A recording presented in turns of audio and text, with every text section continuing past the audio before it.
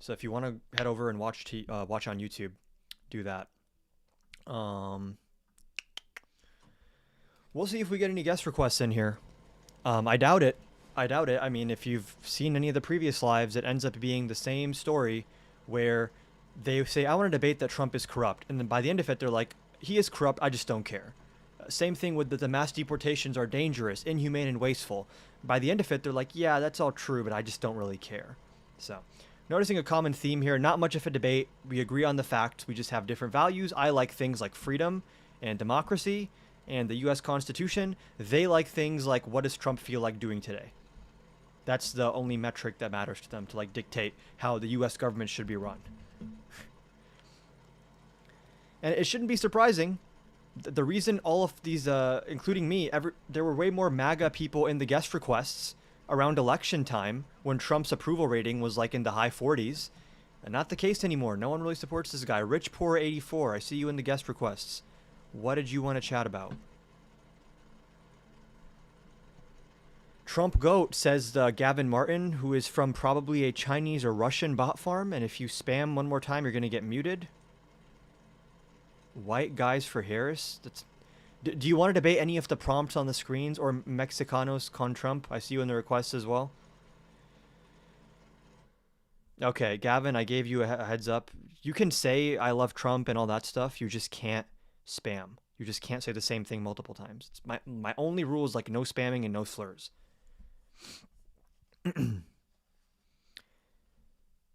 Okay, just MAGA. Okay, I don't. Hey, how old are you? I'm 26. And do you disagree with any of the prompts on the screen right now above my head? Yeah. Which one did you want to chat about? We could do mass deportations. Sure. So why do you disagree with that? Well, I don't think they're dangerous. I don't think they're inhumane, and I don't think they're wasteful. I can I think. explain why they are each of those things actually, if you'd like, or I don't know if you have an argument you want to make Sure, let me first. just make a quick argument. Go for it. I don't like deportations as much as the next guy. I think it's necessary evil. I think that if we had a secure border in the last administration, we wouldn't need mass deportations. Obviously, I wouldn't choose to have ICE on the streets rounding people up. I wouldn't choose to have more detention centers or have them filled.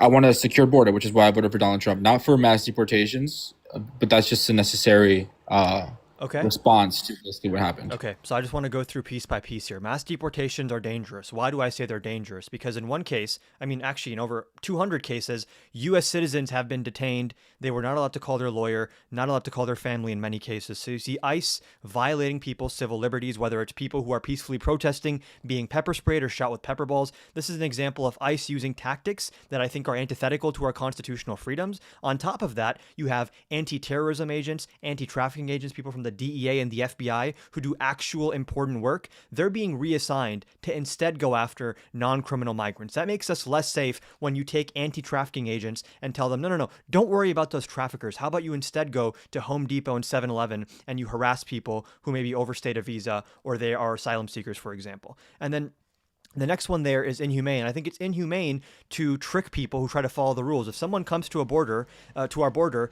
they claim asylum, they pass the interview, they're scheduled for a court date. That is a documented asylum seeker who's following all of the rules. They show up to immigration court only for ICE to ambush them and deport them anyway. So I think it's inhumane to make a joke out of people who are actually trying to follow the rules. And then I say it's wasteful because each deportation costs around $16,000 and we lose $10,000 in revenue annually. So we're paying $16,000 to lose $10,000 per person per year annually. Doesn't make sense. Waste of money. Okay, let me make a rebuttal.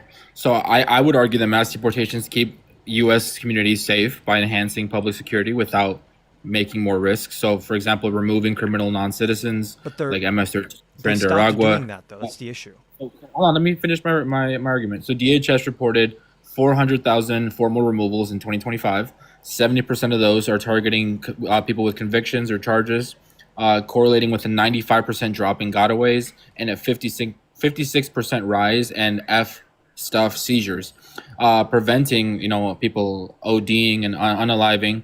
That secures communities. So mass deportations are humane because we have self deportations. We have Where are you 1.6 getting these million numbers? cases. in 20 DHS, like I just said, Yeah, DHS as of 2020. November, because I you were saying something that's just like not true. As of November 2025, 73% of people in ICE detention had no criminal convictions.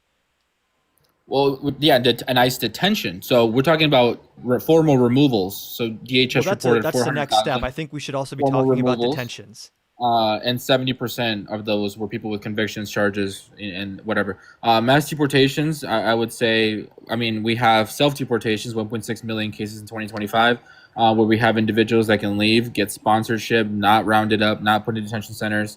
That actually avoided like 75% of detentions that could have been made I just and want to be reducing family clear. separation. I don't want to gloss over this. So when we're talking about it making America less safe, criminals are being targeted less right now across the board by U.S. federal police. I mean, you have ICE's budget being expanded to it's bigger than most military budgets of most countries. The only bigger budgets for militaries, I think, are like U.S. and China, maybe U.S. and Russia. That's how big ICE has become. They actually decreased funding for things like the FBI and the DEA. And when you take thousands of agents who work to fight trafficking, who work to fight terrorism, and you reassign them to immigration, that does make us less safe. And again, this is another thing from Cato. It's a right-wing source. 5% of people detained by ICE have violent convictions.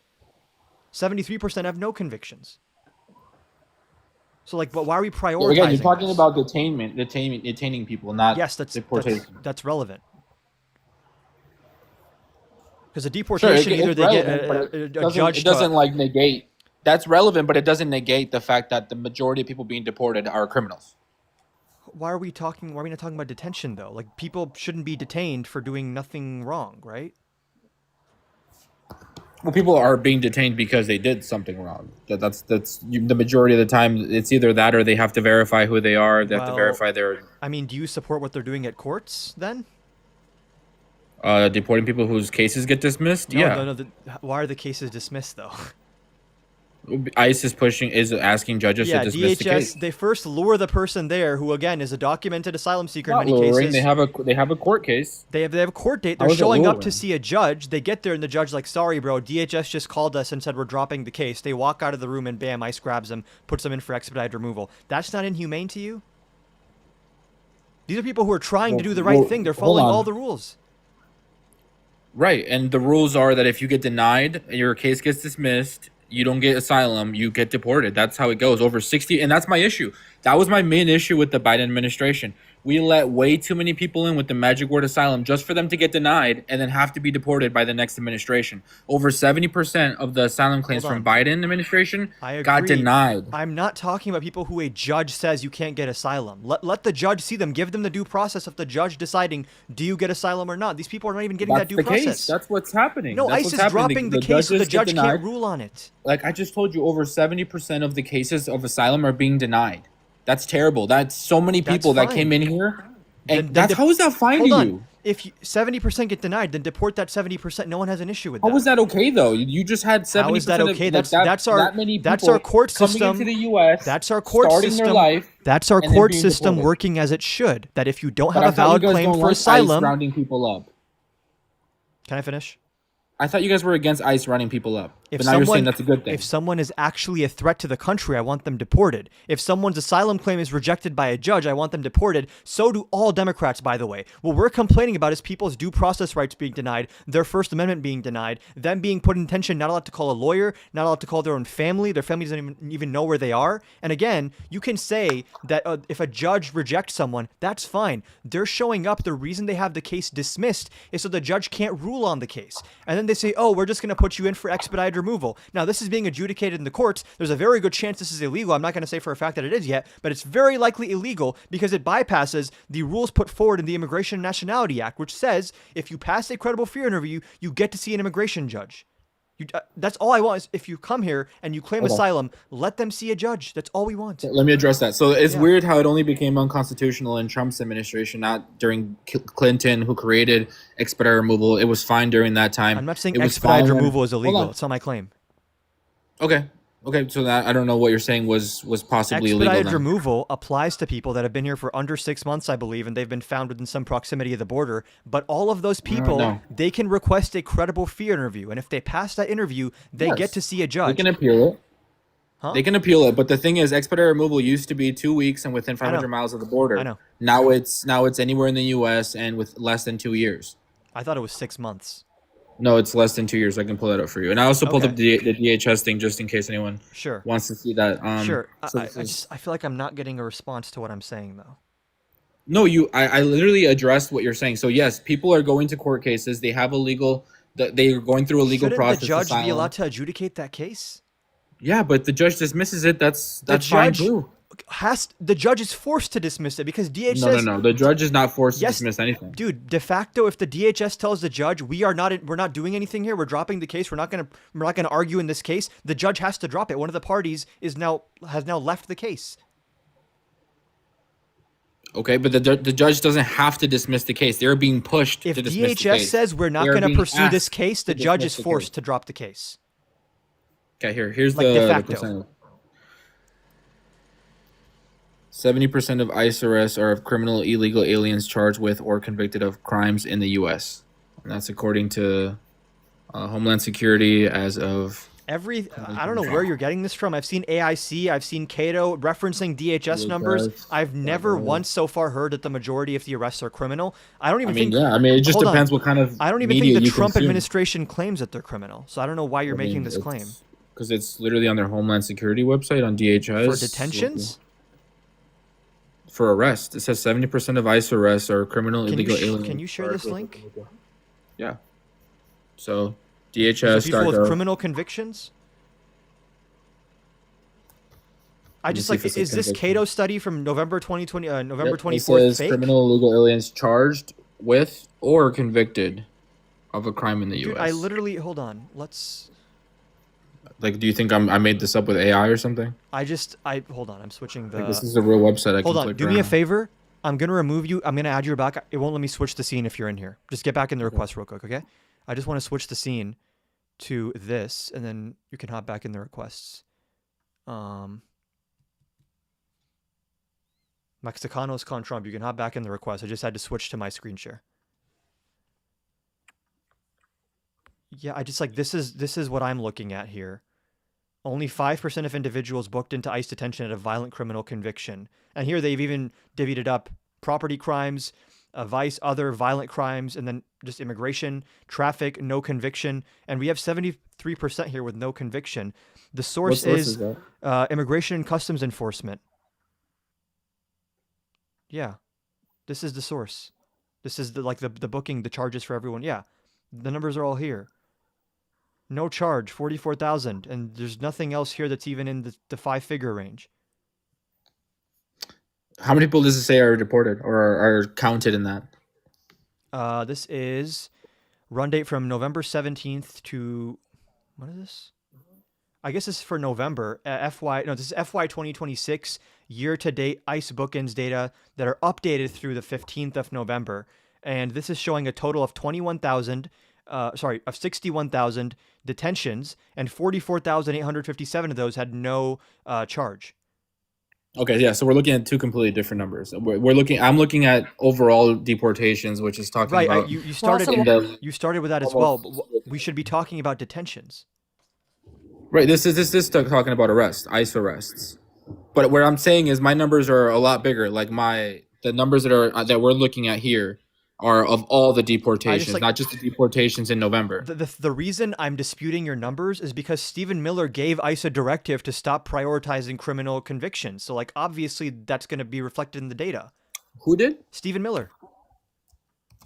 There was a huge article on this in either Washington Post or was it Wall Street Journal, where Stephen Miller basically went off on all the top DHS and ICE people and said your pace of deporting people is way too fucking slow, so stop making these suspect lists. Instead, just go to Home Depot, just go to 7-Eleven, just run up the numbers. He said a quota of, I believe, 3,000 detentions per day. If you move away from a criminal conviction system to a quota system, then sure, your numbers of deportations are higher, but that's artificially the case because you stop prioritizing public safety, which is why I think So I looked it up, and I looked up his claim. He said he was wanting to law enforcement officers to pursue criminals, including people who obviously are not criminals too. He says we should be deporting everyone equally, not just criminals. We should be but he gave deporting them a people quota. who haven't. Yeah, he did. He did. 3,000 or more 3,000 immigrants per arrests day. per day. Do you think quotas are a good system to run any kind of law enforcement? No, I don't support quotas. Yeah, because you agree that it shifts Well, I use quotas prioritization for away money. from actual important things towards just running up the numbers artificially.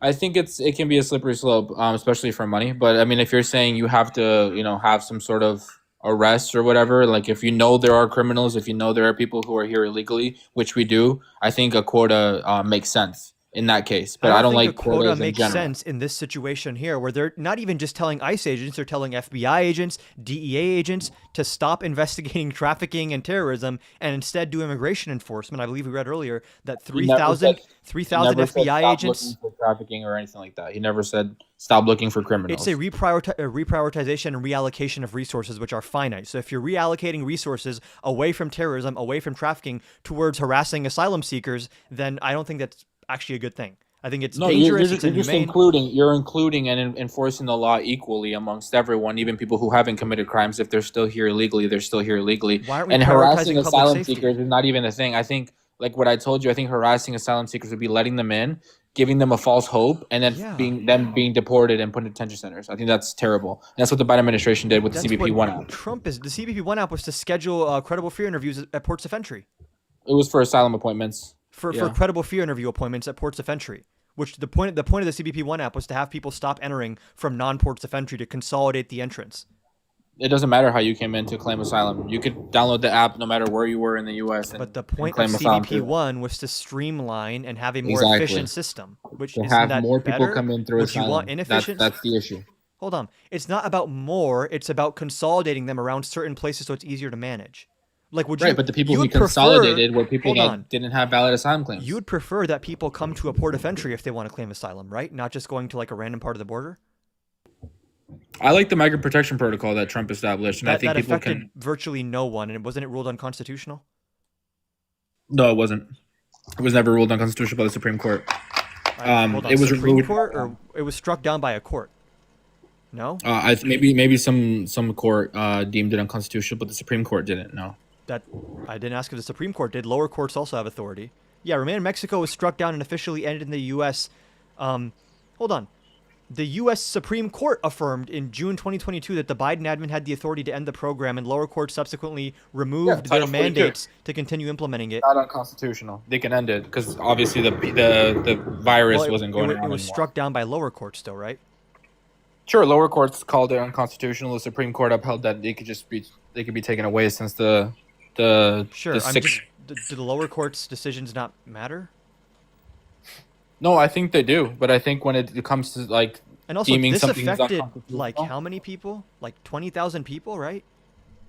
I can look it up for you. I don't know how many people were affected with it, but that was my idea. I think I do support the fact that we should keep people outside of the country until they have a valid asylum claim. It I don't affected think we should allow people to free 57,000 run. people Mhm. out of what, like hundreds of thousands, if approaching a million people trying to show up. Like this is just like not a significant program. I'm not sure. I'm not sure how many people are affected. What I'm trying to tell you is that I support the idea that we should not allow people to free roam in our country if they don't have So a valid do asylum claim. Democrats support that If we're idea gonna- as hold well. on, let me finish the idea. Yeah. I don't think we should let people in the country to free roam if we're going to later have to go and deport them. Do you agree or no? What do you mean free roam? Like for asylum, you have a full. You mean the wait between credible fear interview and a judge? No, I'm talking about the fact that you have a full year to claim asylum and you can be anywhere in the U.S. and the fact that people were allowed in if they said that they were going to claim asylum. If you were caught at the border by Border Patrol coming illegally and you said I'm here to claim asylum, they are forced to let you in, and you have Only a if full you pass year. the interview. Yeah, the credible fear interview, of Yeah, course. Yeah. So they And you can still be unfortunately, a turned lot of away. the- And a lot of the people, yeah, of course, that's why Biden had the largest amount of deportations. He had to turn away so many people, Mhm. and that's my issue. Is that they passed the credible fear interview. We have them in the country now, and over 70% of them got denied asylum, and now we have to go back and remove Hold them. on. I think that's the dumbest shit ever. Hold on. Then you should agree that the people that pass the interview that are showing up to court should be allowed to see a judge. Yes, I agree. And So then, they're in the instances where DHS is having to the judge drop the case, you think that's bad then, right? no, the judge can dismiss the case. I support the judge's decision fully. Why is the judge If the dropping judge the wants- case though? The judge is forced to drop the case. No, he's not forced to do anything. No one can force the judge to do anything. How is the judge supposed to oversee a case where one of the parties in the case is saying we're not participating in the adjudication process? That hold on, I can look that up for you because I'm not sure honestly. Sure. I mean, but I can also look it up. I've made this argument a million times. Judges dropping asylum cases because of DHS. Judges have dismissed asylum cases because of actions by DHS, but this occurs for different reasons, sometimes due to administrative errors and other times due to new strategies. And this new strategy, which is strategic dismissals and other more recent tactics, DHS attorneys are now requesting judges dismiss cases so they can immediately place the individual in expedited removal, just so they have a fast track for the process here. And they're coordinating this with DHS attorneys who are doing this in bad faith. Why do you not think that if someone shows up to immigration court, a judge should be allowed to see them? they should, and if the judge decides to dismiss their case, I agree. So these are the judges. Hold on, these are the judges' options. They can obviously grant the motion to dismiss. They can deny the motion. Did you know that? They can reject the dismissal. They can grant continuance or remand for evidence. I'm pulling up the actual. They can terminate proceedings. They can administratively close, which is less common. The asylum seeker also has options. He can oppose the motion. Hold on.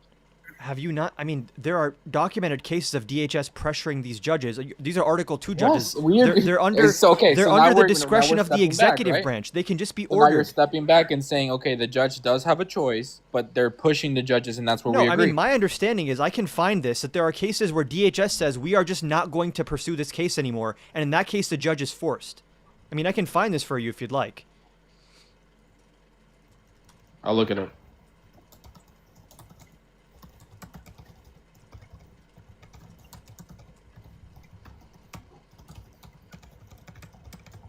What I'm saying is that the judge definitely has options. Is not forced to do anything. I just gave you all the options. They can literally dismiss, or they can deny the motion to dismiss. Immigration They can Customs Enforcement grant attorneys have continuance. increasingly asked judges to dismiss removal proceedings which can end an asylum case and potentially to expedite removal. Some policies direct immigration judges to deny hearings to individuals whose cases are deemed unlikely to succeed, preventing them from presenting their arguments in court. Is this not a new thing under the Trump administration? It says DHS cannot unilaterally cancel an NTA post filing. It must motion to dismiss. They can't just say we're not going to pursue. You have to like force the judge anything. Hold They on, can't force the judge to do a thing. Can you address what I said, though? Yeah, that this is a new thing. This is the same thing I've been saying. No, you were saying that they were forcing judges, and now we agree that I they're said not. effectively. I said effectively, not like you can't Oh, literally okay. force a judge. But hold on. Oh, okay. Do you not think that the DHS has discretion over Article 2 judges, which are also under the executive branch, which the president has like direct authority over? Like these are not What does Article that- 3 what does courts. that- That's the What issue. does that have to do with it? These judges are under the executive branch, so they are subject to pressure from the executive branch to a greater degree than an Article 3 judge. So now you're saying that it's Donald Trump forcing them to do it. I'm saying it's the executive branch apparatus. It's like the Pam Bondis and people that have authority over Article 2 judges. Like, do you Okay. understand the argument that I'm making or no? Well, you just switched up your argument. It's the same But argument, which is that I'll address that it's that argument. DHS is pressuring and effectively forcing judges to drop these cases. Yeah, and I agree, and I think that's a good thing. Yeah. Oh, so you agree with my argument then? Well, you just changed it. You said that they were forcing judges, but now you had to admit that you were saying, "Oh, I was actually talking I have this is streaming on YouTube. I said that they effectively forced the awesome." judge. I can go back and look at it. Yeah. But yeah, no, I think we agree that they're motioning to dismiss. I think DHS. Do we Wait, agree that they can motion to dismiss?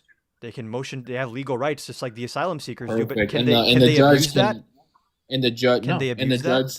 No. No, No. How can they abuse that? by doing it in bad faith.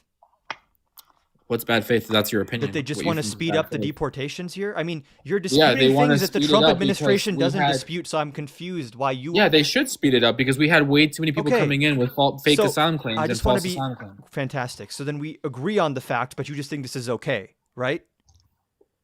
Now we agree because I'm you had shifting you back had and to, forth like, between whether concede. you agree on the facts or not. Is the DHS in bad faith pressuring these judges to drop these cases? No, it's not in bad faith. How is it not in That's bad your faith? opinion. Because that's your opinion. No, this is from directives that ICE is You now think giving. speeding Hold up? on. You think speeding up deportations is bad? Therefore, you think it's bad faith. Hold on. I think it's good. I so want then them it's to not bad have the faith. due process of the judge, and if the judge denies their asylum claim, they Okay. should be deported. Do they get to see a judge when the motion is dismissed? When the motion is dismissed, I think they can appeal it. Yeah. Exactly. So what do you mean? They get to But see a hold on. judge. Then If their case gets wait, dismissed, hold then, on. Who oh well, determines whether the appeal is accepted, though? the judge. Okay, and the judge is under whose jurisdiction? Like whose authority? What do you mean? Like you understand, immigration judges are like not like any other judges. These are Article 2 judges. Like they're not part of the judicial branch. These are employees of the executive branch who are being fired and replaced with like Trump lackeys. Really? So you think the Yeah. 600 judges, they're just like Trump bots?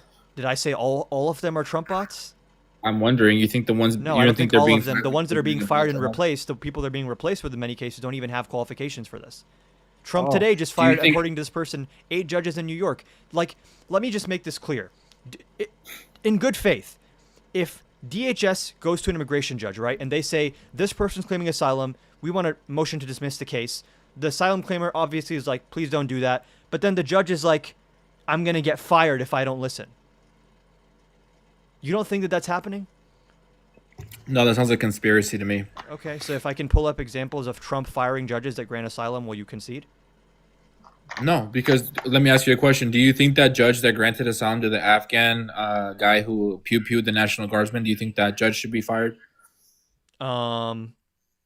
What this was granted in 2024, no, 2025, right? This year.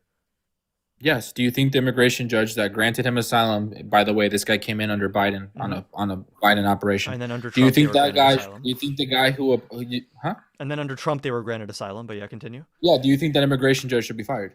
If there was evidence proving this person was radicalized and they ignored it, then obviously, yeah.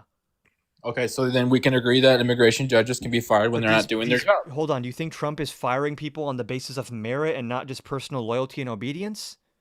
Yes. Again, that sounds like conspiracy to me. That you think, It oh, sounds Donald like Trump. conspiracy. Donald Trump admits this. Like, this is the thing. You're running cover for things that they don't even deny anymore.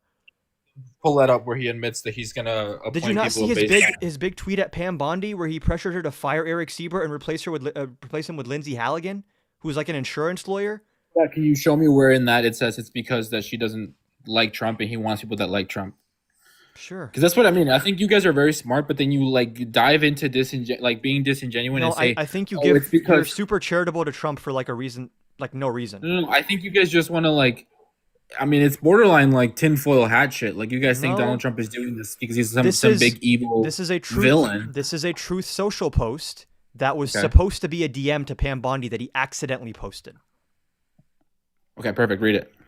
Pam, I have reviewed over 30 statements and posts saying that essentially same old story as last time. All talk, no action. Nothing is being done. What about Comey, Adam Shifty Schiff, Letitia? They're all guilty as hell, but nothing is going to be done. Then we must put in a Democrat-supported U.S. attorney in Virginia, which is actually not a Democrat-supported person, with a really bad Republican past. A woke rhino who was never going to do his job. That's why 2 of the worst Dem senators pushed him so hard. He even lied to the media and said he quit and that we had no case. No, I fired him, and there is a great case, and many lawyers and legal pundits say so. Lindsay is a really good lawyer and likes you a lot. We can't delay any longer. It's killing our reputation and credibility. Here's him saying, I would like to remove this person who is too woke for me as the U.S. Attorney for the Eastern District of Virginia and replace that person with an insurance lawyer. Now, when you look at this, is it that crazy for you to come to the conclusion that, oh, Trump fires people based on loyalty? I mean, if you read it, it says right there he fired him because he didn't do a good job. It literally says who was never doing his Yeah, but that's job. a lie. That's not true. Oh, okay. So then it's based on opinion again. Hold that on. you think that it's Do because you some know who giant Lindsay Halligan conspiracy is? Do you know who Lindsay Trump Halligan like is? a villain or This is something. where we get into territory if I think it might be bad faith. Do you know who Lindsay Halligan is? Yes. What about her? Was she qualified to be appointed as the U.S. Attorney for the Eastern District of Virginia? I don't know. I'd have to look into her qualifications. I didn't look into her Her qualifications. Want me only to? experience is as an insurance lawyer. She had never once in her life prosecuted a case. Now, what's tinfoil hat stuff to me, actually, is to say Trump appointed his own personal lawyer who has no prosecutorial experience to this high-ranking position based on merit. That sounds like tinfoil hat stuff to me. Not that he did it based on loyalty when he admits he did it based on loyalty. Where did he say that he admits based on loyalty? He's saying my base is mad at me for not prosecuting James Comey. He says that, right? Say it again. Okay. You said you were gonna pull up the tweet where he says based on loyalty, and nowhere there does Did it say you- that. I'm looking at. So I just looked this up is where I Halligan's think you're being bad qualifications. faith. Well, I looked up Halligan's qualifications, so I think I'm being pretty good faith. So it I says don't that she's a summa cum laude. She's a summa cum laude, so she has elite legal education. She has Hold on. academic distinction. Hold on. In what though? She's an insurance lawyer. She's never prosecuted a case in her life. Why is she being made a U.S. prosecutor? I'm trying to break it down for you. So, summa cum laude. She earned her GD from JD from the University of Miami School of Law in 2013. She has hands-on litigation experience. Oh wow, the lawyer has it. I'm waiting for when you give me a and qualification defense matters. that should put her in the U.S. attorney's position. That means she has trial-ready competence. If you didn't know, I'm gonna ask you so again. she took the Florida bar in 2014. I understand that. I understand that Okay. she practiced insurance law and then she was a Do defense you need lawyer to know for why Trump. that qualifies her? To be a U.S. prosecutor? Hello? Yeah, because federal prosecution isn't solely based on criminal dockets. It's about vigorous enforcement I'm across sorry, civil dude. and criminal I'm sorry. Like, lines. I just want to be clear. You're telling me that someone who's never prosecuted a case in their entire life and their indictments were just well, laughed she out. has- Her indictments were laughed out of the courtroom. The charges were dropped. That this person is qualified because they were summa cum laude at U Miami? No, she also served in the local counsel and key advisor on Donald Trump's legal team. That's, she has that's expertise my in point. high- Yes, So he she has took hi- so someone. she has expertise Exactly. in high-profile Thank you. federal and national I'm security so glad you litigation. said that. So you're Right? admitting that Trump took someone from his own legal team with no prosecutorial experience and made them a U.S. prosecutor. No, I just told you she has Which expertise. substantiates my argument that he fires people and then replaces them based on loyalty. Nope. So she has expertise in high-profile federal and national security litigation. Prosecutor. You can dodge and duck away from that. She's never. You can look it up. She's never prosecuted a case, and her cases were thrown out because they were dog shit cases. They actually didn't even show the full indictment to the jury, or to the whatever, what is it called? Is it a jury? The council? I'm forgetting the name for it. Someone can let me know in the chat. But they didn't even fully show the indictment. The grand jury. Thank you. So I mean, by this, it seems like she's pretty qualified. I mean, she had the bar.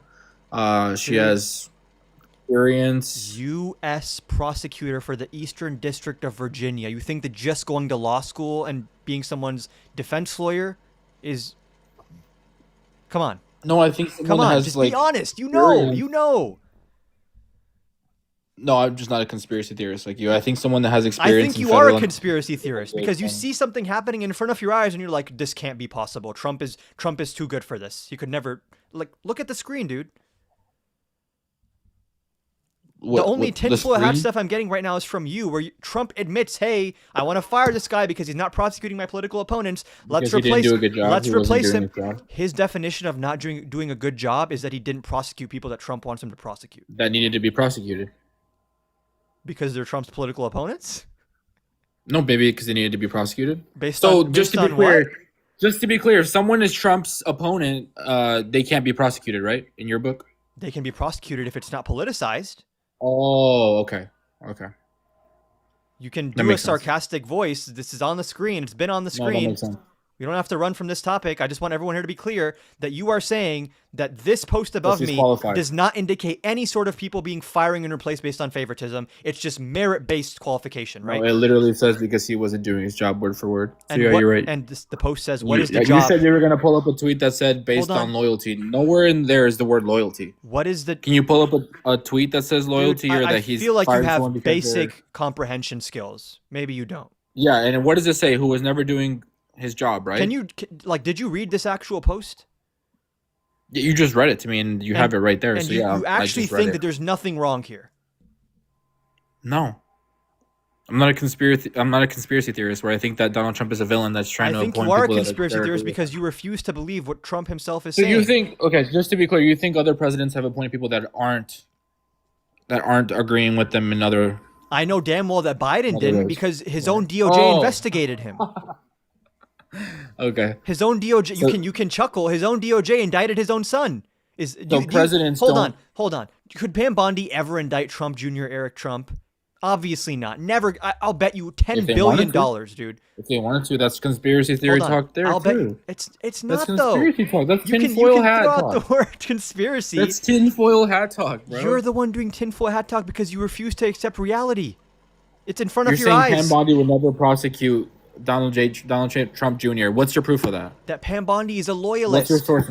Trust me, bro. that's your She fucking. covered for Trump with it's the Epstein literally files. Trust me, bro. She covered It's for Trump literally here. Trust me, bro. No, I'm giving you examples. You just don't want to hear Dude, them. it's literally trust me, bro. You just Come don't on. want to hear them. You gotta admit, it's trust me, bro. I No, don't want to hear trust me, There's bro. evidence, and you're like, "Oh, trust me, bro." No, there's evidence. So You point just me the you just to the ignore evidence. the evidence. You don't care What's about the evidence that Pam Bondi would not That prosecute? Pam Bondi is a loyalist to Donald J. Trump? Jr. The evidence Sure. that Pam Bondi is a loyalist to Trump.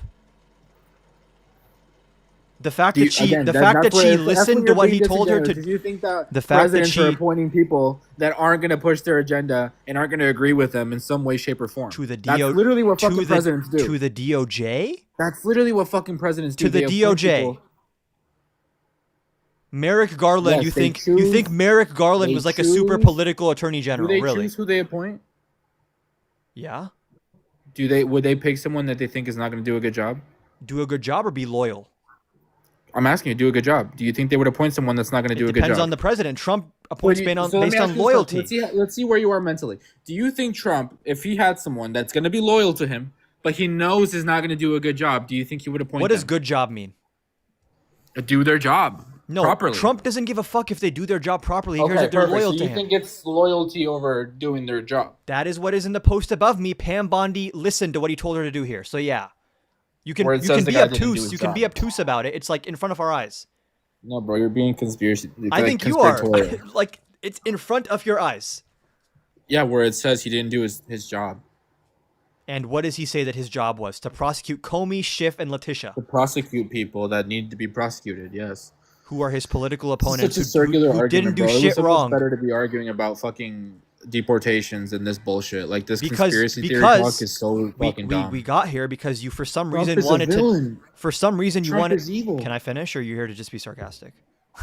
Can you not deflect to something that like can't be actually I'm debated bringing on? it back. I'm doing the weave like Trump does. This all started because I was saying that immigration judges are going to be hired and fired based on loyalty because that's how Trump hires and fires everyone. And then you disputed the fact. You say, no, Trump hires and fires based on merit. That's why I brought this up.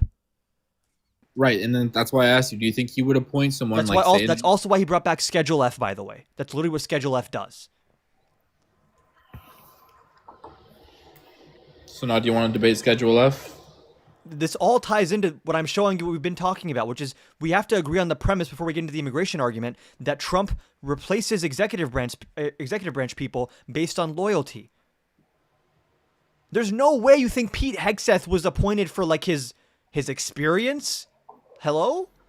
How do we sure, we can argue Pete Hegseth. How did we get here? I just told you how we got here, which is that we were talking about I'm immigration asking you, judges. How does Trump know that the 600 judges that he took from like the military, like as JAG officers and appointed them as immigration officers, how does he know all those 600 are going to be loyal to him? He doesn't, and when they're not, he fires them. Thank you. That's what happened to what was her name? Do you think he'd the New fire them York- if they didn't do a good job? Say it again. Do you think he would fire them if he thinks they didn't do a good job? Trump, what is good? Again, Trump is not hiring and firing based on if they do a good job. When the I tweet can above give you, you I can says- give you a clear-cut when the example tweet of that. above you literally says that, right? I know that you have the reading comprehension above like a fifth grader, so Holy shit, don't play bro. dumb here. Trump's supposed to read in definition of between the not hold on. lines? Trump's definition of not doing a good job is not going after his opponents and listening to him. Come on. You think Trump is keeping people around who do a good job? Why'd he fire Yes. the inspectors general then? Illegally. Why'd he fire them? I can look that up for you. I don't know. I don't can even tell know you who- that who- he fired them without cause. All these people he's firing is without cause. That's why he got rid of Schedule F. Because prior to Schedule F, you can fire people with cause. And by the way, it's in Project 2025 they want to ideologically screen people that work at the executive branch. That to a certain extent, that I support that. Yeah. We're going through the stages of MAGA grief, where first they deny it happened, they say it did happen, but it's a good thing. So now we're on step 2. No, you just brought up something that I said I could partially agree with. That I think we should have some sort of screening for people that are that work for our government. For civil I don't service think positions, you want ideologues in there. Okay. I don't think we should have like radicalized people No working one for the said we government. should, and we didn't Okay, before.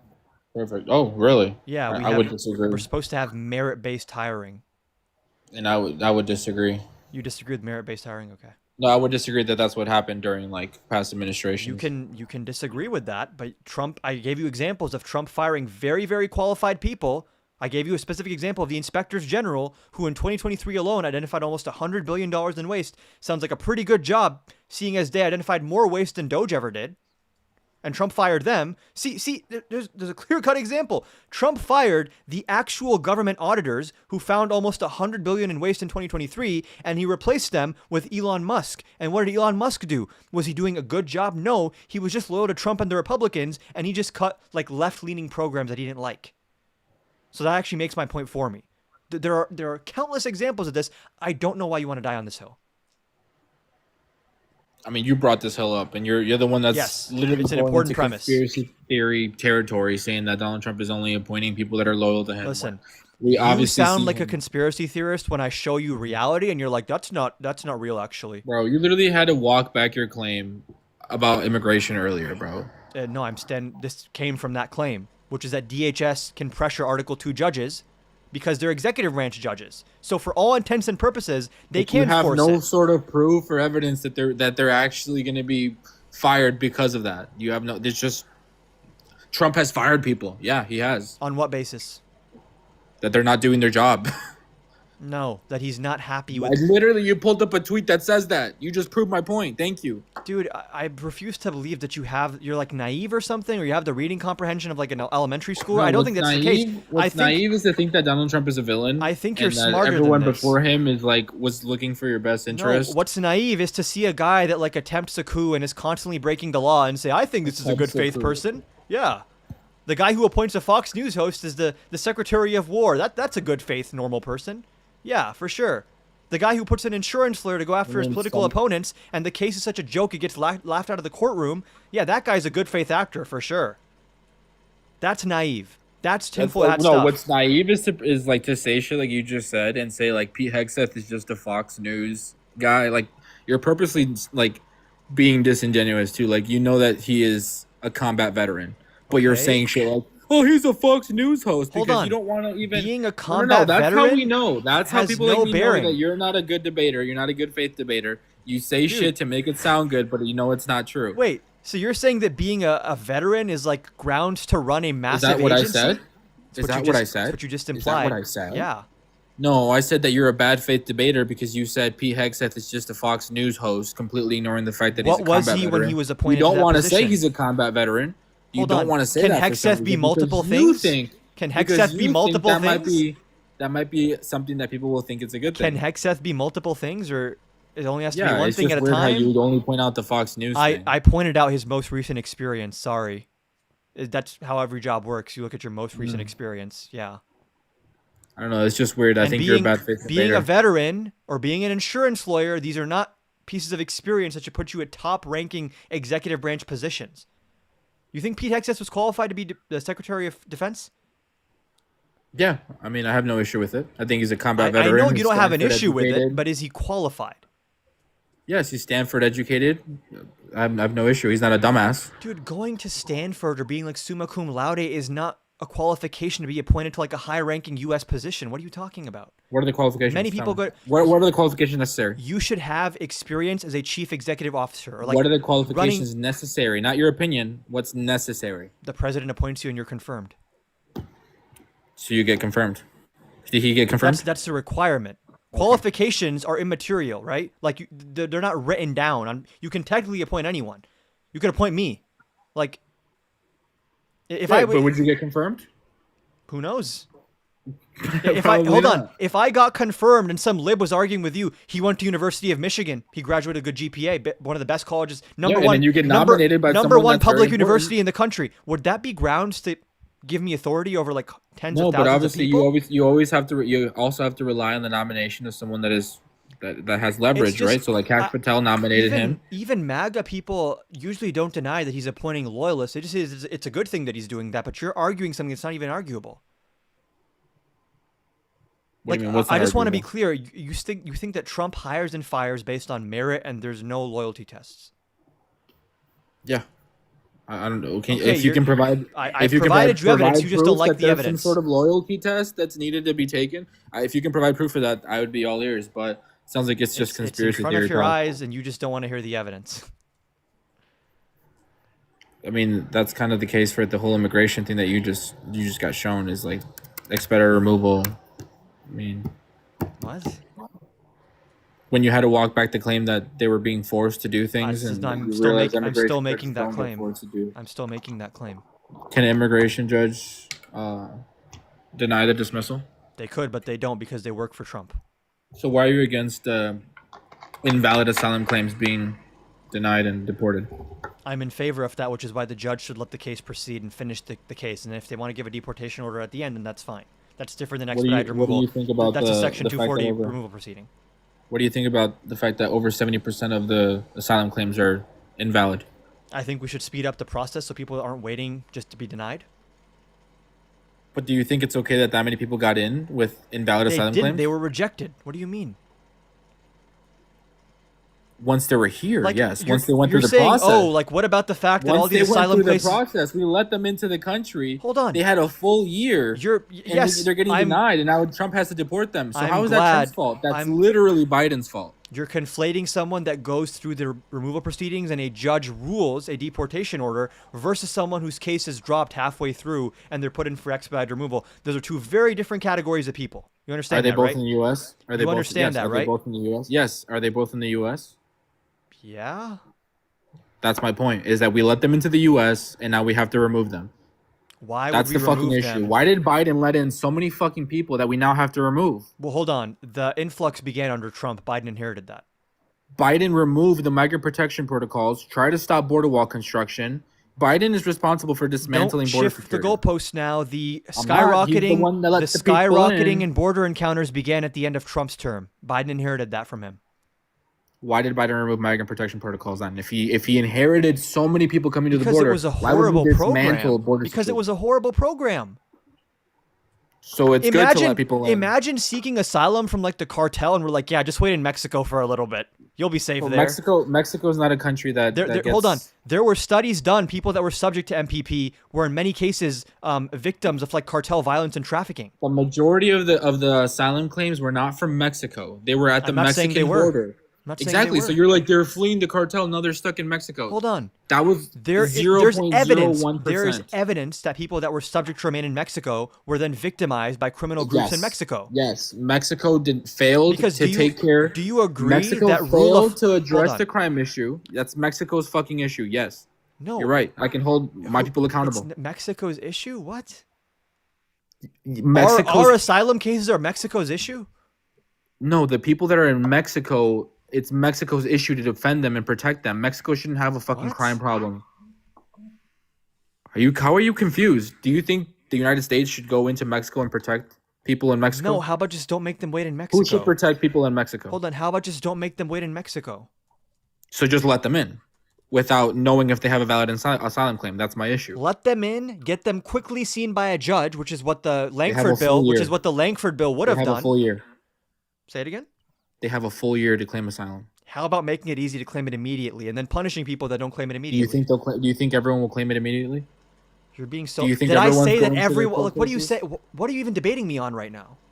The fact that I feel like you're arguing for the sake of just make arguing. it easier for them to come in. That's not the fucking answer. That's literally what happened. How is it They making made it easier if 70% are rejected? You just told me they made it easier. They streamlined the process with the CBP1 app. Oh my God! They made the or credible no? fear process more efficient, which is a good thing.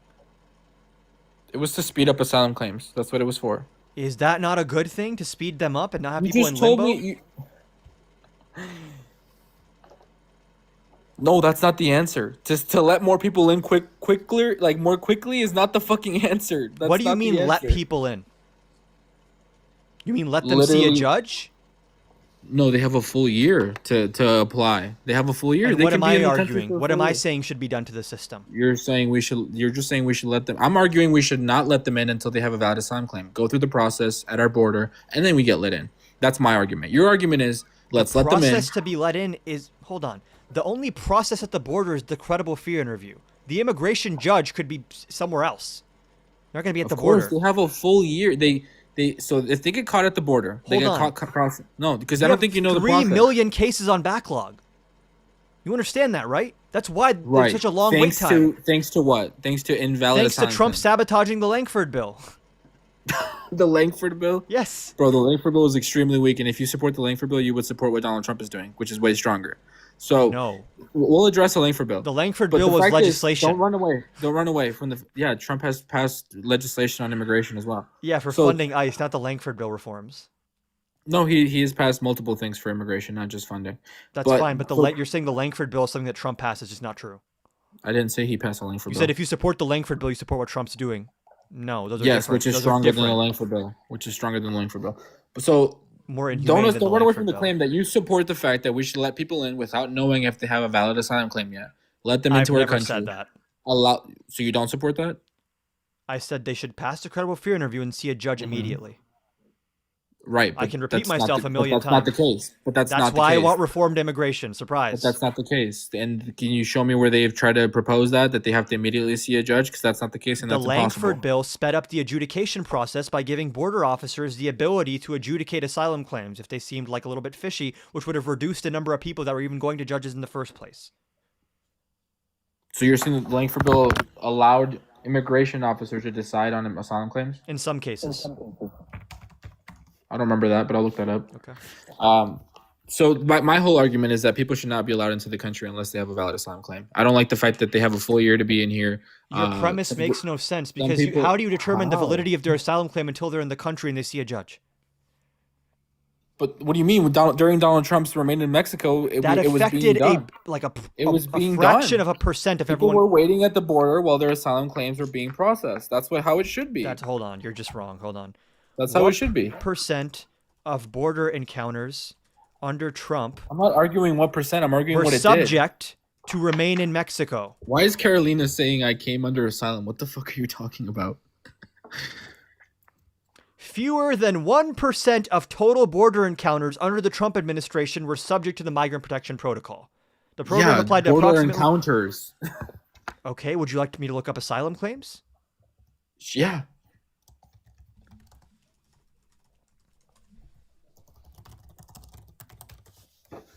Obviously, Trump had not that many people coming. That's why it's. Under the Trump administration, approximately 70,000 migrants were subjected to the program. So that's perfect. We can just look up how many asylum claims in 2019. 213,000 new asylum filings. We're talking about, what, half of that maybe? And this is actually just for 2019. I'm not sure if this 70,000 number is that over Trump's entire term, or is that for 1 year? So what I'm looking at, it says from December 2021 to just August 2022, 7,505 people were remaining in Mexico. Okay. The point you're making is just wrong, that everyone who claimed asylum had to wait in Mexico and that Trump wasn't letting them in. No, you let them in to see a judge. Like, the question you're asking just structurally doesn't make sense. We should only let someone in if they have a valid claim, but the only way to adjudicate the validity of their claim is to let them in so they can see a judge. Can you just address that inconsistency in your claim? Yeah, I think that they can see a judge. I'm completely fine with Who them would be seeing a in judge the country, from right? the U.S. Yes, from the U.S. Sure, They would have that's to come into perfectly country. fine. Yes, sure. Okay. We can take That- them into the country to see a judge. I That's don't what I think want. you're understanding what. Okay, but you're not understanding what's actually happening. So what's actually happening is people are allowed into the country. They have a full year to claim asylum. So you can hang around for a full year until you can claim asylum. If you're caught within that year, you can just say, "Hey, I was going to claim asylum." They'll let you go. So you have a full Guess year, what? free ride. Hold on. I think we They should have a free change ride that. for a full year. Okay. I think we Me should too. change that. Me in a- too. but also while hiring a lot more immigration judges to say that if you come here and apply for asylum, you can very speedily get a trial. So there's And no that's why, excuse to wait. I support it, and that's why I told you if you support the Langford bill, which appointed 100 judges for asylum, you would support Donald Trump, who appointed 600 Who is Trump appointing? JAG officers, We went to through immigration judges. we went through the basis on which Trump hires and fires people. And I asked you, do you think all 600 are loyalists? And you said no. So, But I'm kind of sure that already all destroyed your own 600 would be point. subject to firing if they do something Trump doesn't like. or if they don't do their job This is right. exactly what happened with Daniel Hold Sassoon. on, That's the name. I'll concede to Daniel that. Sassoon was appointed as a U.S. attorney by Donald Trump in his second term. He thought she would be a loyalist, and then he tried to have her orchestrate a quid pro quo with Eric Adams, and then she resigned because she was like, they thought I was a loyalist. I am not. I'm under immense pressure to break the law. I'm leaving. That's just one example of this. So they just left. They didn't get fired. They were essentially forced out because they refused to go along with a quid pro quo corruption scheme. Essentially forced out. Okay. Yeah, it's like you don't understand implications or like anything that's nonverbal. You're like, if he didn't explicitly say, "Hi, I want to commit a crime today," then he didn't commit a crime. That's naive. That's not my argument at all. I mean, that's a terrible straw man. It's what you've been saying this entire time. Unless, maybe I don't want to straw man you. Are you agreeing with me that Trump hires and fires based on loyalty? No, I already told you I disagree. Okay, then I'm not straw manning you. That's your position. Yeah.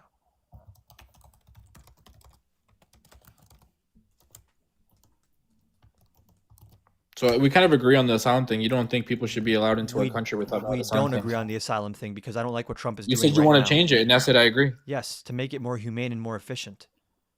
Well, you said to You support also what to Trump make it is so that doing, they though, which I don't support. It's a difference. Right. Everything that Trump is doing is legal and humane. I don't see how it's inhumane to deny people asylum when they have invalid asylum claims.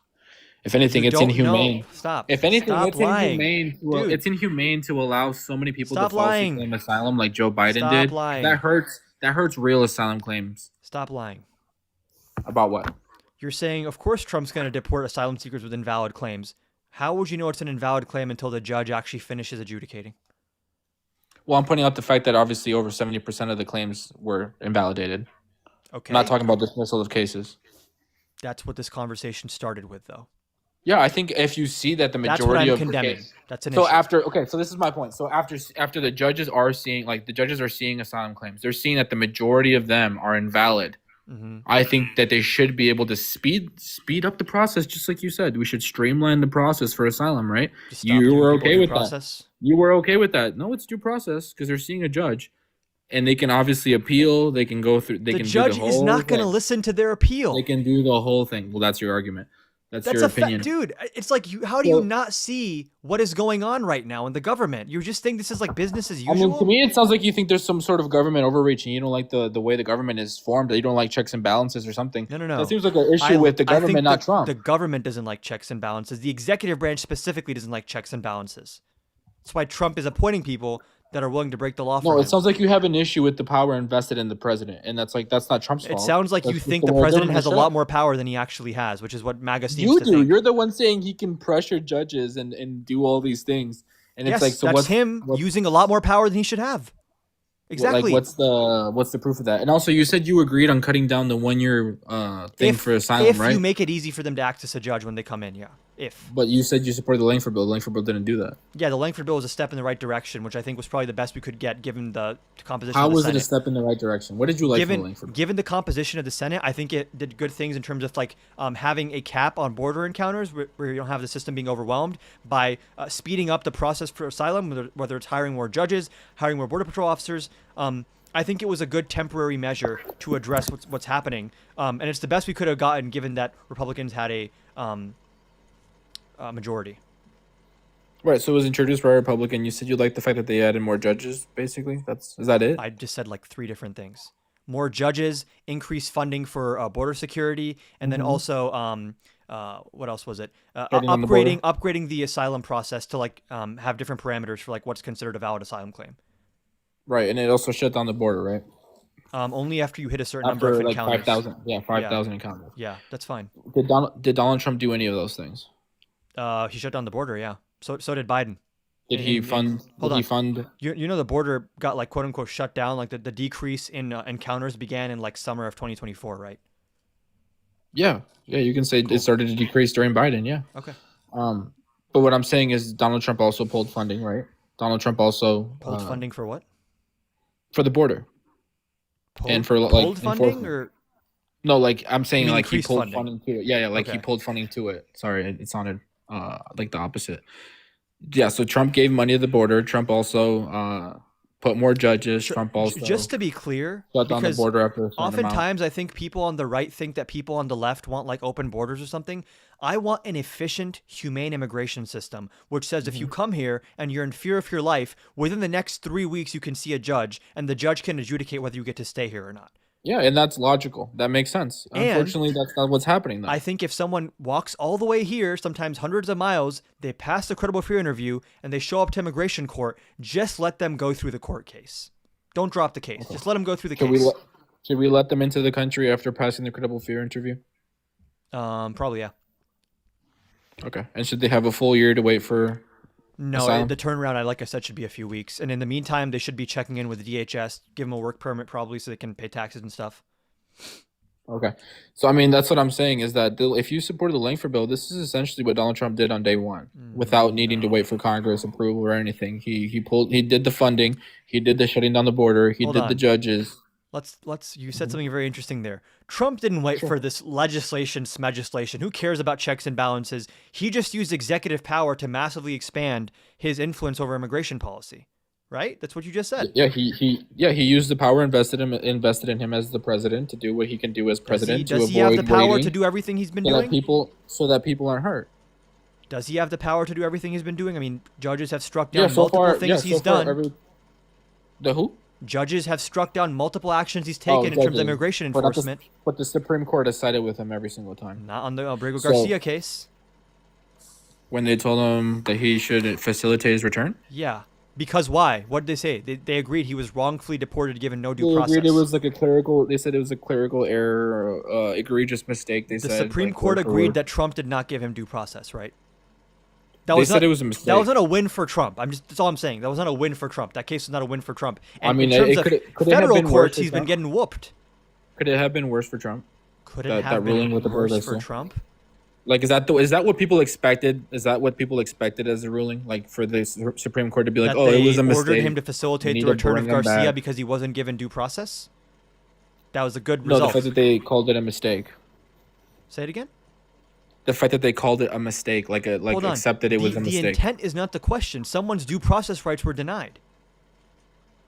Right. And they said that you can facilitate his return. Manslaughter and homicide are both like we can talk about intent here. We can try to mind read people, but again, it's very clear what's going on here. When you take this haphazard quota-based approach for immigration enforcement, of course you're going to make these kinds of stupid mistakes, which you shouldn't be making. I would argue it's a mistake by the immigration judge who gave him that protection. He shouldn't have Withholding of gotten that removal? protection at all. Yeah, he shouldn't have gotten that at all. You understand withholding of removal is a higher standard than asylum, right? Yeah. I heard I looked at the court cases. Elizabeth A. Kessler denied him bond based on the fact that he couldn't prove he was in a dangerous society. After that, And like you agree. the second, after yeah, that, and he then was granted. the second judge upheld that decision and still granted him protections. So I Withholding think of that judge removal, should be right? fired. Yeah, I think that judge should be fired. And I what think after what is seeing, the standard for withholding of removal? Do you know? what do you mean? What's the standard? Like, what do they have to go through? Like, what is the standard you have to meet to qualify for withholding of removal? Oh well, credible fear to go back to your home country. Credible fear is for asylum. For withholding of removal, it's greater than not likelihood that you'll face persecution, meaning more than a 50% chance. It's a much higher standard than asylum. Okay. And I think that immigration judges are getting it wrong, and I think they should be fired for that. I don't think we should have people that are beating their wives and possibly trafficking people on the streets if they came here illegally. I agree. Well, I agree that people who traffic shouldn't be on should the Roberto streets. Garcia They so shouldn't should be in the Roberto White House have also if remained- they're involved in trafficking. That's a different topic. But So should Roberto Garcia have remained in El Salvador then? he shouldn't have been sent there in the first place. But you just agreed that we shouldn't allow people in that beat their wife and traffic people. He should hold on. Allegedly. If he's under withholding of removal and he's in here and he's committed a crime, then indict him and put him in jail. No, but I'm asking you, should we be allowing those people to even get, like, how are we not vetting these people properly? Hold on. Are you saying that the immigration judge that decided his case like opened his file and they were like, "Oh, you beat up a bunch of women. You're accepted."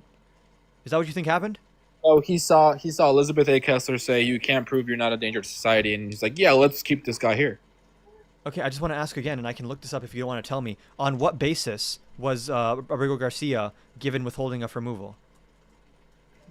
He was afraid of Barrio 18, the rival gang of MS-13, which is pretty telling, I think.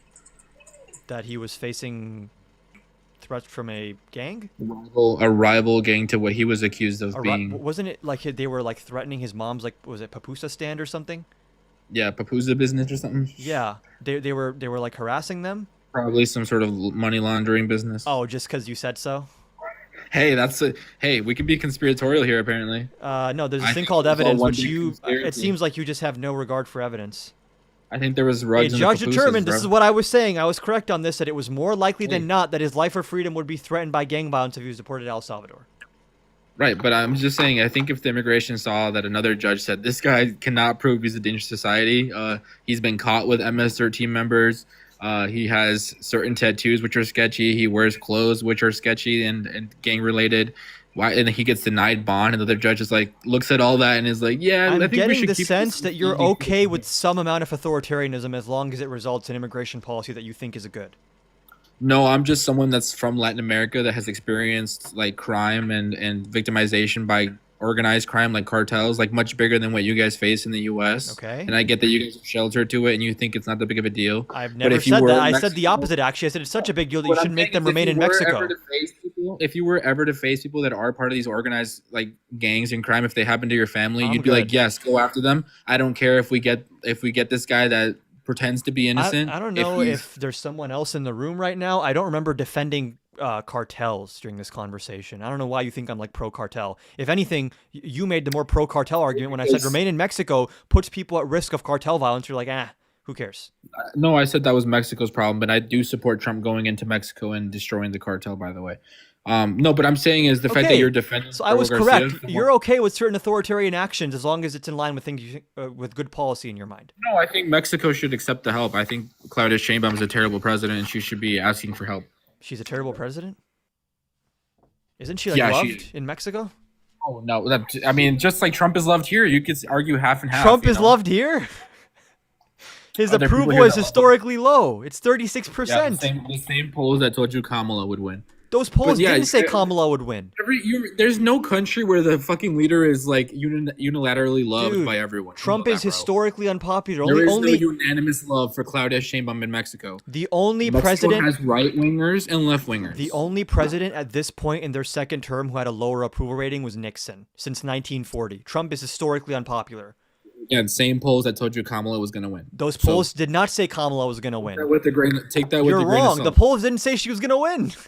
Really, the polls weren't saying Kamala was in the lead. The and was polling gonna win? average said that every single swing state was in the margin of error of 1 to 2 points, which is exactly what happened. I mean, obviously, Trump won every swing state, but I'm saying Within people 1 were or 2 points, which is what the poll said would Kamala happen. Harris to win. So I don't know. You can listen to your polls all you want. You're but- just wrong. You're just wrong. But then you agree that there's people that support Donald Trump and people that don't. Hold on, That's the I'm same just case gonna- with Mexico.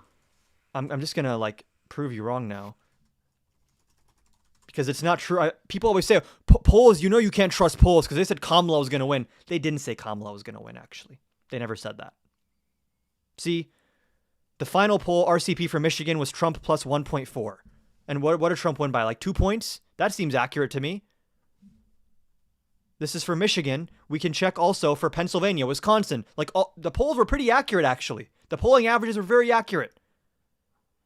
And yes, Trump is historically unpopular because the average American hears the arguments you're making and they're like, this is horrible. This is evil. If someone shows up here, okay, you're cherry picking one person. And Alan Lichtman, it doesn't even reference polls. He has this dumbass thing of like the 7 keys or whatever.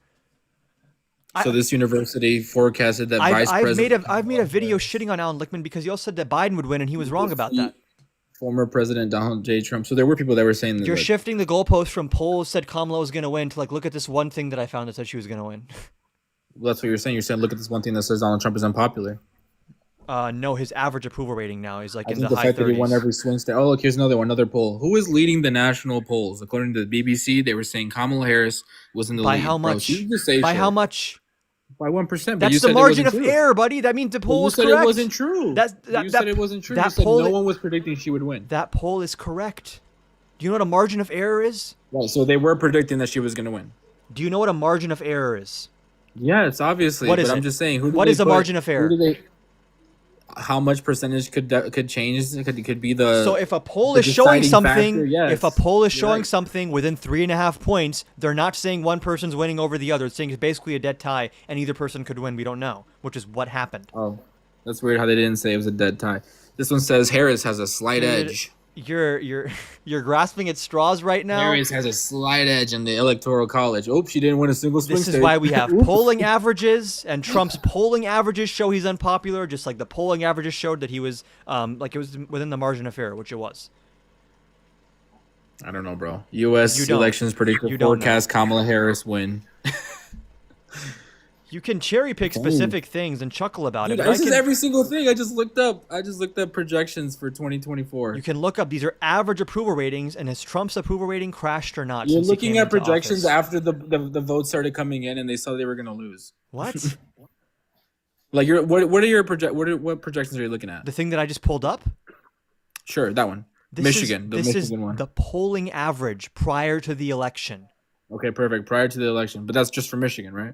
Yeah, it's the same case. I can pull up Arizona, Nevada. It showed accurate results.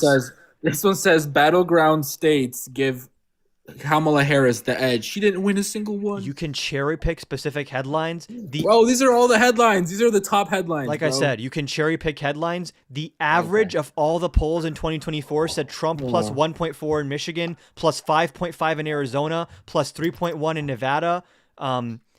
What else? In Wisconsin, plus 0.9. Because you're looking at one. I just showed you In like Pennsylvania, plus I'm 1. cherry Oh, picking. it's almost like the polling averages showed that Trump would win all the You're swing looking states. at one, and I just showed you like This 7 is not different ones, but one, I'm cherry smarty picking. pants. This is every That's a single poll. source. This is an average of every poll. Do you understand what this website even is? This is an average of Atlas Intel, The Hill, New York Times, Fox, Marist, Echelon Insights. This is the average of every poll, which showed Trump winning every swing state, which is what happened. Damn. So why were they saying that she was gonna win? I don't know who they is. Maybe the voices in your head I that are just telling gave you the all these BBC, arguments you've this been making. university, the University of California, Al Jazeera. This is why we look at polling averages. We don't look at individual So were the polls putting her with the slight edge? We just went Are over we, them. are we both right in this instance? No. No. Okay. Yeah. I think you can't concede because I can concede to you that website does say that Donald Trump is going to win. You're right. And this I website think- and I is an think that was a average truthful of one. all the You're right. polling. You're right. Maybe if you accumulate all the pollings and put them all together and look at the average, maybe it does say Donald Trump was the best. That's how Right. people are But supposed if to you look look at polling. individual polls, like That's like stupid. people do. If you look at individual polls, like from CNN, The You can Economist, find an individual University, poll saying BBC, anything. Every single one said that Kamala was going to win. Every So single individual. Maybe the Democrats Hold are just gullible. on. I guess. Just I don't repeat know. that. You said every single individual poll showed Kamala winning, but somehow when you average them, Trump is winning, All the ones I showed you. which is you're cherry picking random polls. These are just the top results. Again, those are individual polls. Perfect. So why did you bring up polls in the first place? Because you said he was unpopular. Because you asked me that President Claudia Sheinbaum wasn't popular. No, she's not Yeah. liked in Mexico by a large group of people. By a large. She's not. Yeah, Her did you approval hear what rating happened is above recently with the 70%, with protests? some reaching as high as 85%. So I Did guess you a see the quarter of the mass country doesn't protests? like her. Did you see the mass protests? I'm sure there were mass protests. That's fine. That's fine. Okay, so I'm just saying Scheinbaum is way more That's so popular weird. than Trump, which is just objectively correct. sure, according to your polls, sure, yeah. My polls? Did I run these polls? Right now she was the president that got elected. So I wouldn't doubt it if she was a little bit more popular than say her predecessor. Dude, above You're right. 70% approval is like not normal. That's not just I mean, because I'm president. That's what I'm saying. If Obama you never believe had that. polls, Clinton never had that. if you Trump believe never the had polls, that. Hey, that's on you. If you believe the polls and you base popularity off of polls and you think that they're doing a good job based off polls, Clearly, then hey, that's you. clearly, I don't the think polls the were majority correct of for people are 2024, educated. right? I don't think the majority of people are educated enough to really. You may be decide part of if that someone- majority based on what you're if a saying president right is now. doing a good job or not. So I wouldn't really base it off the majority of people, since the majority of people in America I'm aren't just- really that smart. I agree. They weren't smart when they elected Trump. In that case, they Exactly. weren't smart. Now they're wisening up and they don't like Trump anymore. So So then you believe, but then you believe the polls of all those people saying Donald Trump is a bad guy. yeah, And it's weird because the dude, left pretends to be Trump like anti-establishment Trump while believes agreeing the with the polls too. establishment. You know that, right? Republicans believe the polls. The polls have been borne out in the off-year elections and Yes, special because elections. dumbasses believe the polls, so they point at polls because dumbass people believe them. Like Okay, NPCs are okay, like, you're oh, not a the polls dumbass. You're say you're this, the you're not a polls say dumbass. that. You're a smartass. So tell us, what is Trump's No, approval? I'm What do just you not an think? NPC. What do you I'm just think not an Trump's? NPC. You are MAGA I don't look NPC. at polls and You fucking clearly decide. have Oh, I Trump don't think you devotion. can measure his popularity You by have asking Trump like devotion syndrome. 1,000 people. You have Trump devotion syndrome. Do you think Trump is more popular than not? Do you think he's net popular in the U.S.? Yeah, I think he's way more popular than not. Okay. Why do all the Republicans and Trump himself disagree with you? All Republicans? Yeah, they're panicking. Their internal polling is worse than the public polling. Really? Who do you see running for the presidential election for the Democrats? In 2028, Yeah, everyone. everyone. You can't name a single one. Newsom, Shapiro, Whitmer, Pritzker. Literally everyone who's a Democrat with any national standing is going to run for president in 2028.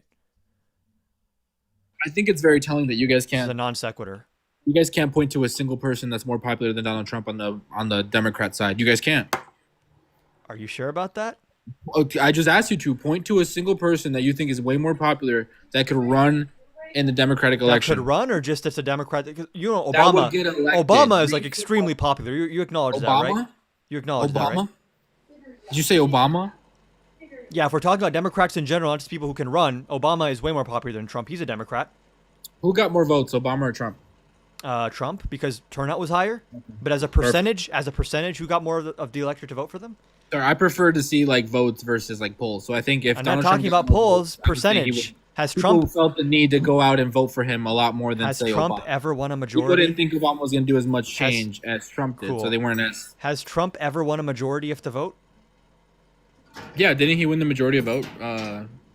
This last popularity vote, this last election. He won the popular. He didn't win a majority though. Oh, I thought that's what you were asking. If he won the popular vote. Majority, because we're comparing to Obama, right? I'm just saying Obama shits on Trump popularity wise. There's like no question in that. If you don't think that's true, you're living in an echo chamber.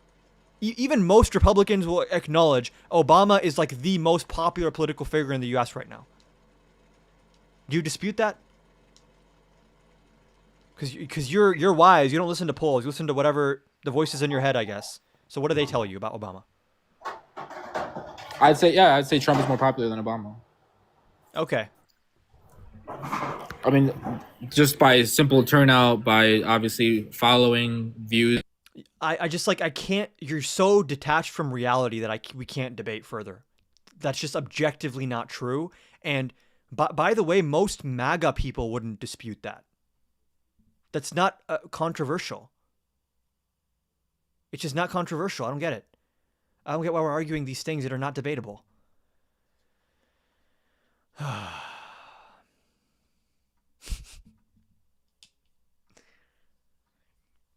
Good content, though. Good content. Hey, how old are you? Hey Adam, I'm 22. Do you support Trump? I used to, but I've shifted away mostly because of people like that last guest.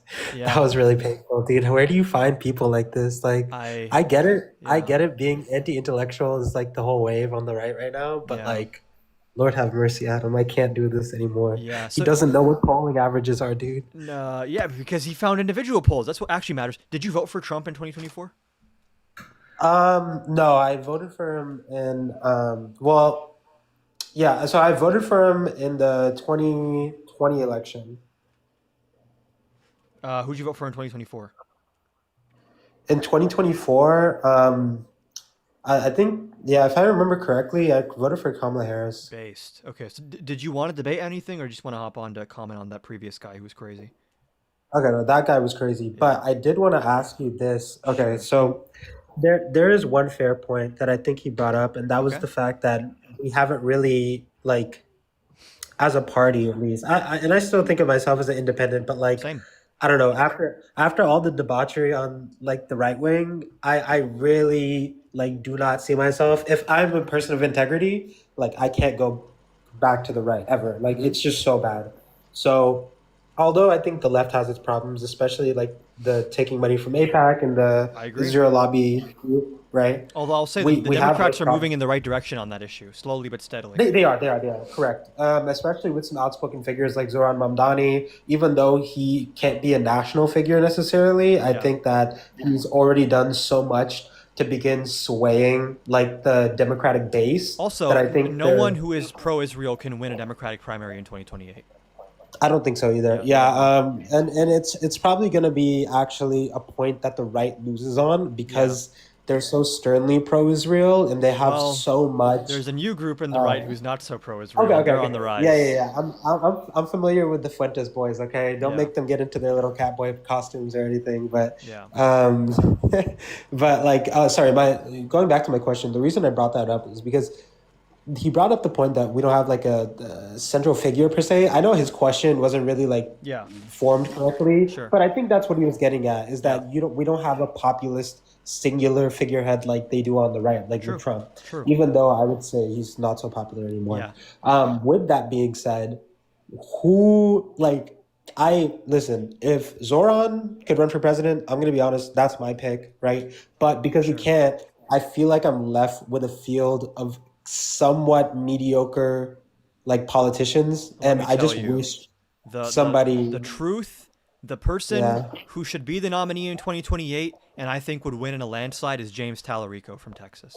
He would win Really, you think so? because he's running right now for the Democratic primary for the Texas Senate. I think Mm-hmm. he's competitive in that Senate race. If Talarico is able to win the Senate seat in Texas, then Mm-hmm. this is someone who's very competitive nationally and should run for president in 2028, I think. He's extremely well spoken. He Uh-huh. presents as moderate, but he's very progressive in terms of policy. He doesn't take any APAC money. He said the right things about Gaza from what I've seen. Great. I think he's the one. Here's the He's the thing, guy. right? I don't really know this fella like personally, but Sure. obviously you recognize that with any candidate, image is also a big thing. Yes. Like I don't know if That's you why I heard think this, he do but so like well. yeah, the vast majority of presidential candidates have like been like a certain height or taller, Yeah. right? The Yeah. vast majority of winners have been a certain height or taller. Things like public image, like Obama was especially not just charming on the looks, right? But the way he spoke was so charismatic He had that that it like factor. He had that he charisma did, that's he like not did. everyone has it. He was like a once in a generation political figure in terms of his communication ability. Yeah, and what hurts is I also recognize that about Trump, but it's actually him appealing to the other side, like the dumb base, right? Yeah, Like and using fear he's instead of hope. Those are like the two big yeah, motivators. yeah. He speaks like Trump speaks so well to the voters who are uninformed, that are easily propagandized and swayed. And so because of that, he almost also became, well, not even almost, but he did become a once in a generation like villainous figure almost, right? Like he was malicious in all of his I intents. just while you were And talking, I think I came up with a plan for Mamdani to be president. The Constitution says you have to be born here to run for president, right? yeah, So I mean, if Mamdani was ever just made Speaker of the House, if Democrats win back the Congress and they make Mamdani Speaker of the House, and then they yeah. impeach and convict Trump and JD Vance, that would make Mamdani president of the United States. Listen, that's a great idea. And you However, actually don't the have to run chain for of Congress to be Speaker. So no. The chain of succession, sorry, the chain of succession for presidency also has to have those qualification rules applied to it. are you sure about that? Yeah, Because I'm pretty sure I one remember. of the loopholes to also the term limit thing is you can technically serve a third and fourth term if you're just in the chain of succession. Because that just says you can't run for president. In terms of serving as president, the language is interesting. A lot of the language talks about running for president, not actually serving as president. So that's Oh, if interesting. it says, listen, I think I looked into this, and Sure. it was the fact that to qualify to take the office, you need to be a natural born citizen or something like that. But you could also be right. It might also say you have to, like, it might also have the phrasing run for president, but if it doesn't, then it is definitely the Yeah. ability to hold office is Yeah, restricted. I don't know if it's the case for the citizenship thing, but I know for a fact that when it comes to term limits, it says you can't run for more than 2 terms. It doesn't say you can serve more than 2 terms. So actually, we could appoint Obama, we could appoint Mamdani, and I think Democrats are going to win back the House next year as long as Trump doesn't try to steal the election. In which case, all we have to do is win back the Senate, convince 7 Republicans to convict him, and we can have President Mamdani in 2027. That's kind of dope. But I would say I think one of like the things that got me like the most like fearful was when I saw the a fake elector scheme, Yeah, right? that That was an plan. attempted coup. Yeah, no, 100%. But normally, when you think about the United States and you think about, the other countries around the world, we feel like we're immune to that type of corruption, right? Like Yeah. we think like, oh, this is something that happens in third world countries, second world countries. Those are the ones that have dictators or individuals who, Hmm. rig elections Yeah. or, stuff like that.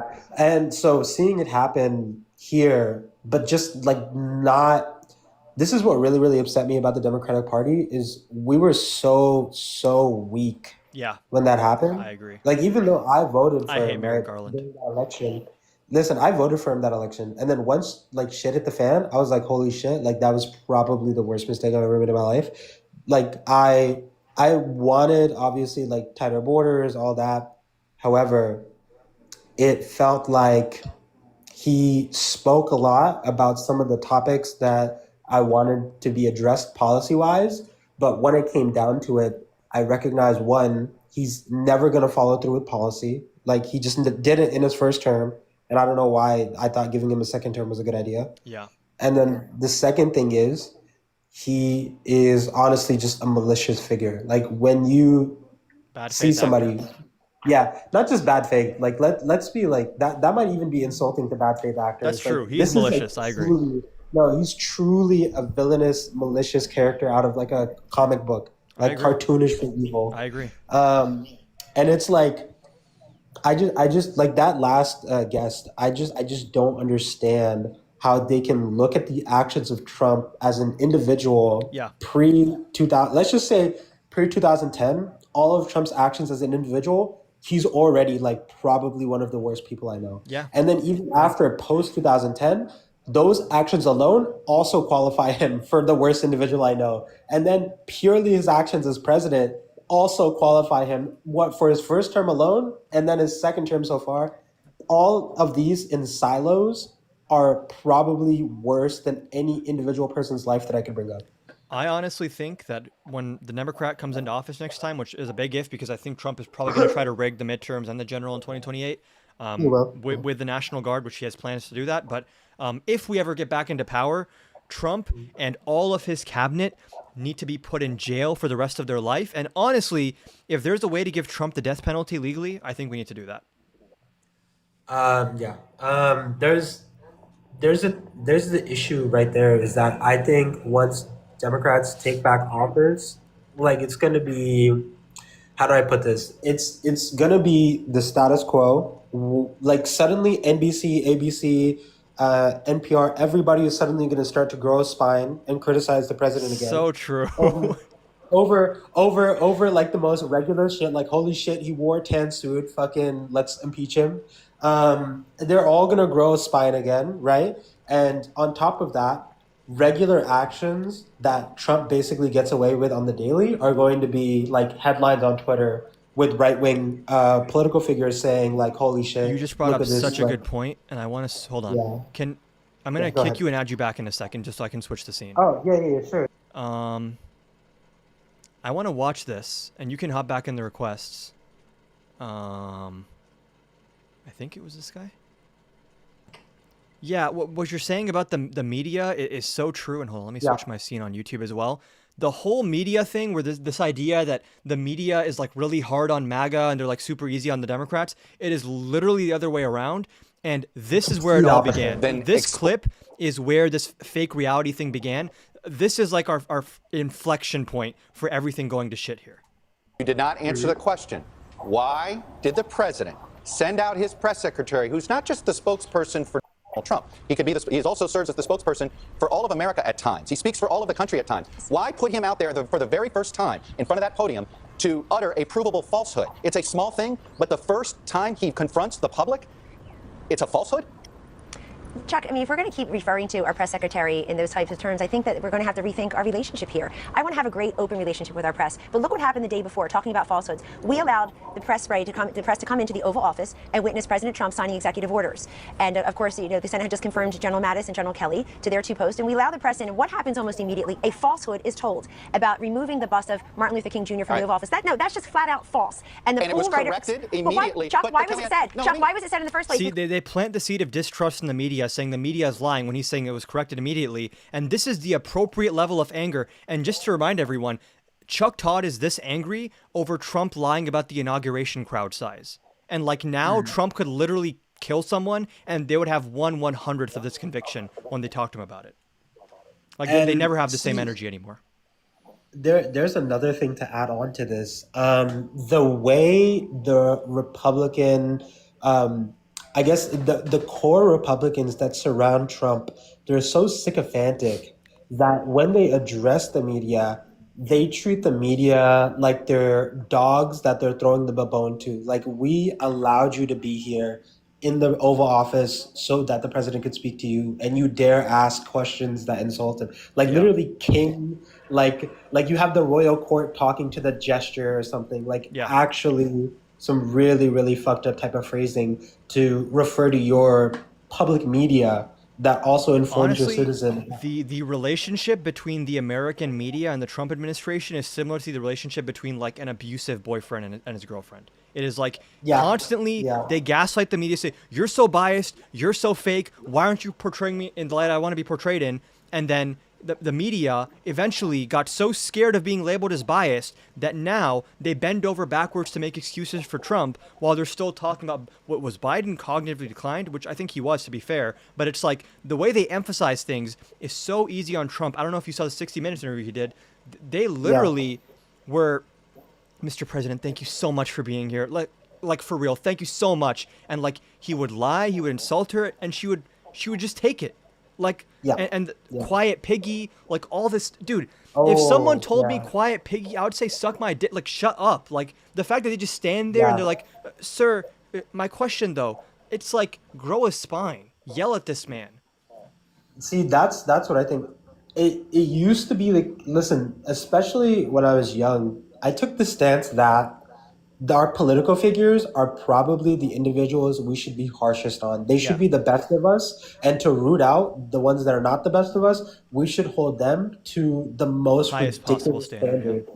Just like I understand that Republicans were being like extremely like pedantic when it came to standards, especially with Obama, and like just very, very like picking on some niche stuff like the whole tan suit and stuff, or like they had nothing. Obama.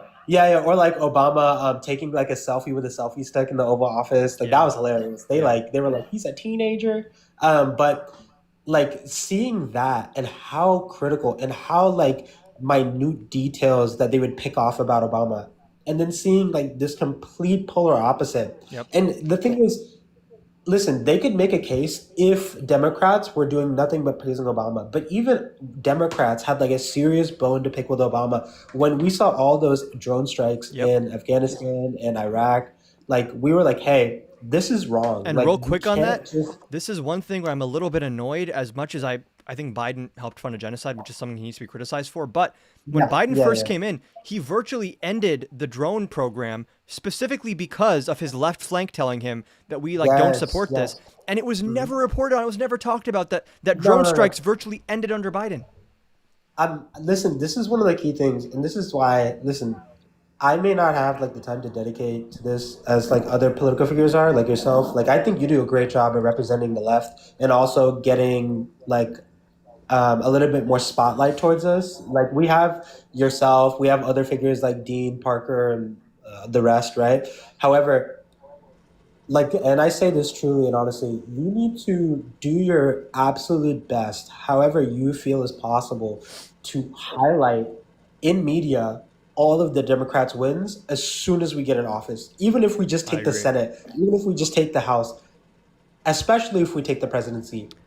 The first time believe in that. their entire Yeah. life Democrats decided to publicize something they want to stand on, which was the government shutdown, they were popular. Like, it's very rare that the opposition party, the minority party, is not blamed for the shutdown, but they weren't blamed for the shutdown. Trump was. They need to do that a lot more. Yeah, I agree. You know what's funny? I actually think I remember looking into this, and it's not even like the minority party. Actually, every time there's a shutdown, I think Republicans get blamed, yeah. Yeah, Republicans get the fucking stick. Like, Yeah. we hit them with the carrot and the stick, and they get belt to ass every single time because I think the American people are smart enough to recognize that. I mean, listen, the American people can be stupid sometimes. Don't get me wrong. These are my fellow patriots. These are my fellow citizens. We made some dumbass decisions. However, when it comes to shutdown specifically, something like flips a switch, and we're like, you know what? This Republican bullshit ain't it. Like, Yeah. this shit, they're lying to us. Like, Yeah. this is cat. And that's when And Trump's so- approval hit this new low, and I don't think he's going to recover from that. Yeah. I don't think so either. But I like, for the love of God, like, if this happened to Democrats, if a Democratic president had a 30% approval, they would crucify us. Like, this would be the end for the Democratic Party. They would be Yep. like, you guys have Yep. a third of the approval. You might as well become a third party and let another party step up and take your place because you're so awful. I agree. Like, that's how we should be talking about the Republican Party. But like I said, though, that last guest is a perfect personification of the ignorance. And that I plagues love America. guests like that because I think the median voter sees a guest like that, and the last thing they want to do is be part of that movement. Yeah, definitely. And even I see it like as I think as an independent, like I definitely don't want to come off as a centrist per se. I am like pretty strong in my views. So when I see people like that, like it just further starts to drive me towards the populist left, like specifically social democracy and stuff like that. I think that looks particularly attractive, and I just wish that became the mainstream in democratic politics. If we just did that, if we just became more worker oriented, union oriented, if we just focused on the industrial labor force, Yeah. you realize how fast we would sweep the Midwest. Like it wouldn't even be funny. Yeah. Like I understand there's some places like Louisiana we're probably not going to win, but let me tell you, Indiana, the Midwest, Ohio, those are winnable states the people don't talk about. Midwest is purely, literally just people who have been disenfranchised by the movement of technology. Like it's just gone so fast. Automation has gone so quickly. Like they're thinking about automating truck drivers at this point. Like I'm just saying, maybe take your head out of the dirt and just like look at the people that are suffering and appeal to the thing that unifies all of them, the fact that they're all hardworking individuals. And they want better The fact that material they're workers. conditions. I've always said all you need to do to be popular as president is build a lot of infrastructure, fix the roads, fund the education, give people health care. Yeah, and pretty this straightforward. And this is the thing. I wish Democrats just had like much more of a unrelenting attitude. Like we don't give a fuck what the polls say. We're gonna go out there and we're gonna sweep you in the election. We're going to take I everything. totally We're gonna agree. make this shit look like the fucking Red Wedding in the Game of Thrones. We're gonna absolutely slaughter you, and then when we're done, we're gonna make sure that your party becomes unviable for the next 80 years. That's how it should be. Yeah, I totally agree with you. Yeah. But anyways, I'm gonna hop off. all right, You cool. can pick this guy. Sure. And thank you, dude. Yeah, thanks for hopping on. Pleasure speaking. Likewise. Do you support Trump? 100%. And I don't have my prompts up on the screen anymore. Hold on. Leave the thing real quick, and I'm going to add you back so I can switch my scene on the live. I'll just disconnect you. There we go. And let's switch the scene back on. Okay, you can hop back in the request now. Okay, so which prompt on the screen did you want to debate about today? Let's just start with, can you name one single U.S. citizen in which Trump was deported? Because Obama deported Mark Little. I saw you in the chat, and by the way, that was bad. I don't think that's good. Okay, but what I'm saying is, can you name a single U.S. citizen that was deported? I can refer you to a source which says that over 170 U.S. citizens have been detained. I don't know why you need their names. Detained or deported? There's a difference. Detained. Okay, yeah. So if they're indeed a U.S. citizen, then they will suffer no deportation. They suffer detention, and many of them couldn't call a lawyer. I can pull up the article if you'd like. Okay, well, it's called due process. If they are a U.S. citizen, they have due process, and they will be awarded money if what you're saying is the case, for the monetary value How in would which they that be are awarded suffered. money? Sure, for unlawful detention. Have you ever heard of something called false I imprisonment? understand that, but why would that case succeed under the Trump administration when they're like defying courts and like It's not going arguing to. in bad I'm saying faith? I'm saying that if that was the case, then they will be awarded. It's not going to happen, but Well, I'm saying it is that the if that case. It's were like the a matter of case- fact. I can pull up the article for you. Well, sure, you can pull up a left-wing article that accuses It's Donald left-wing Trump of because a you don't like number of it? things. Well, it's again, pull up a right-wing article that shows, or a neutral argument that shows this to be the case. And if it is the case, more than 170 are guaranteed that they know are documented to be illegally held right now. There is so many lawyers in the United States that cannot stand Donald Trump, and they would love to take on that class action lawsuit for a should. violation of civil rights. They should. Well, it would be. They will. It would be the case. If what you're saying is the truth, then that would be the case because they can at least document There are 170 of them. There are apparently. dozens of cases, especially relating to immigration, that are pending in the circuit courts, and specifically, I mean, when it comes to ICE, and this is maybe a little bit of a change of topic, actually, so never mind about that. But I pulled up the ProPublica article. It says here, we found more than 170 cases this year where citizens were detained at raids and protests. More than 20 citizens have reported being held for over a day without being able to call their loved ones or a lawyer. In some cases, families my couldn't find goodness. them. So okay, so that completely changes the argument. In fact, I would argue that you just argued that argument in bad faith. You led me to believe that they were like detained, as in still currently being detained or under a I long never detainment. claimed that. Earlier in the live, I said they were not- released. Well, you should have clarified. In this live, I said they were released. Well, I wasn't here for that. Within Okay. within one day, they were released. That the United States government and any law enforcement agency has the right to hold any United States citizen for up to 24 hours Without if there calling is a lawyer? suspicion. Or their 100%, family? 24 hours. They have 24 hours. They can hold you. They can put you in a box 24 hours. And you There's have no nothing you have can no do. rights. Literally nothing. They can put you in a box. I just want to They be don't clear. hold- they don't have They have no Google it. rights. If you think I'm lying, then you can Google it. I'm not asking if you're lying. I'm just asking your understanding. Do U.S. citizens have like constitutional rights? 100%. Would one of those be like, hey, if I'm detained by ICE wrongfully, I can call a lawyer or call my family? Sure. So at least in 20 cases, you can say that the Trump administration overreached.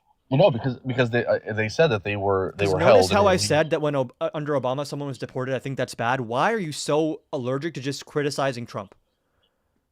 Because what I'm you're not a saying partisan isn't hack. accurate. I'll criticize What anyone. you're saying, listen, what you're saying is completely ridiculous. You're saying that he held these people and detained them for what period of time were they detained? Because I just told you that they have 24 hours, and there's many cases where Over they a have day 70 for these hours. 20, and then hold on. Even if it's for like a few hours, that's like traumatizing and fucked up. What are you 72 justifying this? What? It was only a few hours they were detained, so who Again, cares? Again, they're at a raid in which they're finding people that they know to be illegals. They got caught within the suspicion of being illegals. The United States government has the right to justify whether or not they believe that they are indeed not legal citizens. What does that mean? It gives them the right to detain said person for 24 hours. In some cases, it can be drawn up to 72 hours pending evidence. Now, Many does of any these that make sense people to you, or do I declared to need ICE. I explain mean, that there's further? video of this where they're declaring to ICE, "Hey, I'm a citizen. I'm a citizen," so and does- ICE tackles so them does and takes them in everyone else. anyways. Again, I'm going to ask you: is it legally allowed? Is it? Forget even legally allowed. Is it okay with you that more than 20 citizens were not allowed to call a lawyer or a family member for over a day? Again, they don't have the right to call a lawyer unless they have been specifically released from detainment, right? Or brought up on charges within Cool. that period. They can put you in a box So for just to 24 clarify your hours. position, ICE can grab up any U.S. citizen for any reason and keep him in a box for 24 hours, and there's nothing they can do about it until afterwards. 100%. If they have reasonable suspicion, yes. That's not the type of country I want to live in, and that you're just incorrect about that. Well, then I move mean, the fuck out. say it again?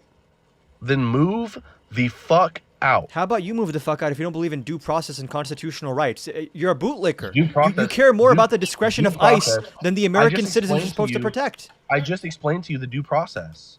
They have to have a legitimate standing, usually within 24 hours. If they find things that lead them to believe that they are going to come to said evidence, they can extend that to a 72-hour detention. Now, if they don't find anything within those 72 hours, they must release you. In fact, you can be held in a county jail with no charges and no indictment for 90 days, as long as they have suspicion. Well, now you're that what conflating you local law believe- enforcement with like ICE directives.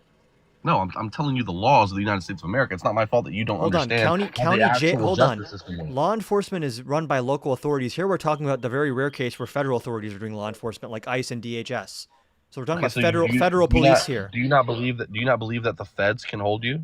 Do you know what a federal hold is, sir? The feds can hold you, but I You don't know think what a it's federal okay hold is, to sir. hold citizens without charges, not let them call family or their lawyer. Again, do you know what a federal hold is? You can educate everyone here if you'd It's like. it's Explain. You along did the not answer the same question. line. Go ahead. It's along the same lines, okay? A federal hold gives the federal authorities the right to hold said individuals. Now, we all know that the federal authorities have a 99% conviction rating, right? So that means that they are only going to draw conviction I just like, or can you just cases give me a source for this against- thing where it's like ICE can detain a U.S. citizen and not let them call a lawyer for 24 hours or their Why family? don't you look up lawful detention within the United States? Why don't you Google? It's just because when I Google can I'll ICE do it detain for a you. U.S. I'll do it for citizen? you. Sure. When I Google can ICE detain a U.S. citizen and not let them call a lawyer? No. ICE cannot lawfully detain a U.S. citizen, but if a U.S. citizen is detained, they have the right to speak to a lawyer. So ICE can't even lawfully detain citizens, apparently, let alone prevent them from calling a lawyer.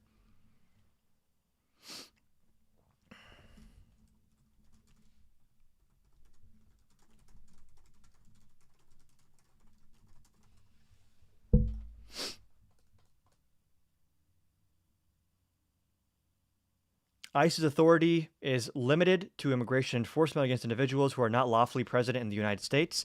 I'll even give you a thing there.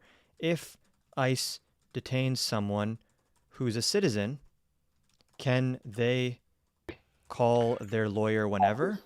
Here's what I just found. So they can hold you. Okay, now let's say obviously ICE is specific to immigration, so they're not holding you on drug charges, or I don't know if I can say that on here. I'm sorry. They can't hold you on SA charges or grape charges. They can't hold you on those type Exactly. of charges. What they can hold you on is suspicion of being in this country illegally pending investigation. Now, with that being said, they can, if let's say you say I'm a United States citizen and they're questioning you and you say, well, I want to talk to my lawyer. Well, they can no longer answer or ask any more of your questions. At that point, you are put into your cell and then you are given the opportunity to call your attorney. Now, when do you get to call your attorney? Well, you get to call your attorney whenever they have the ability to stop what they're doing within the processes and procedures of that particular facility and give you the time in which that they can watch over you, supervise you we are to now the room. in shifting which the they can goalposts now because you have- were wrong.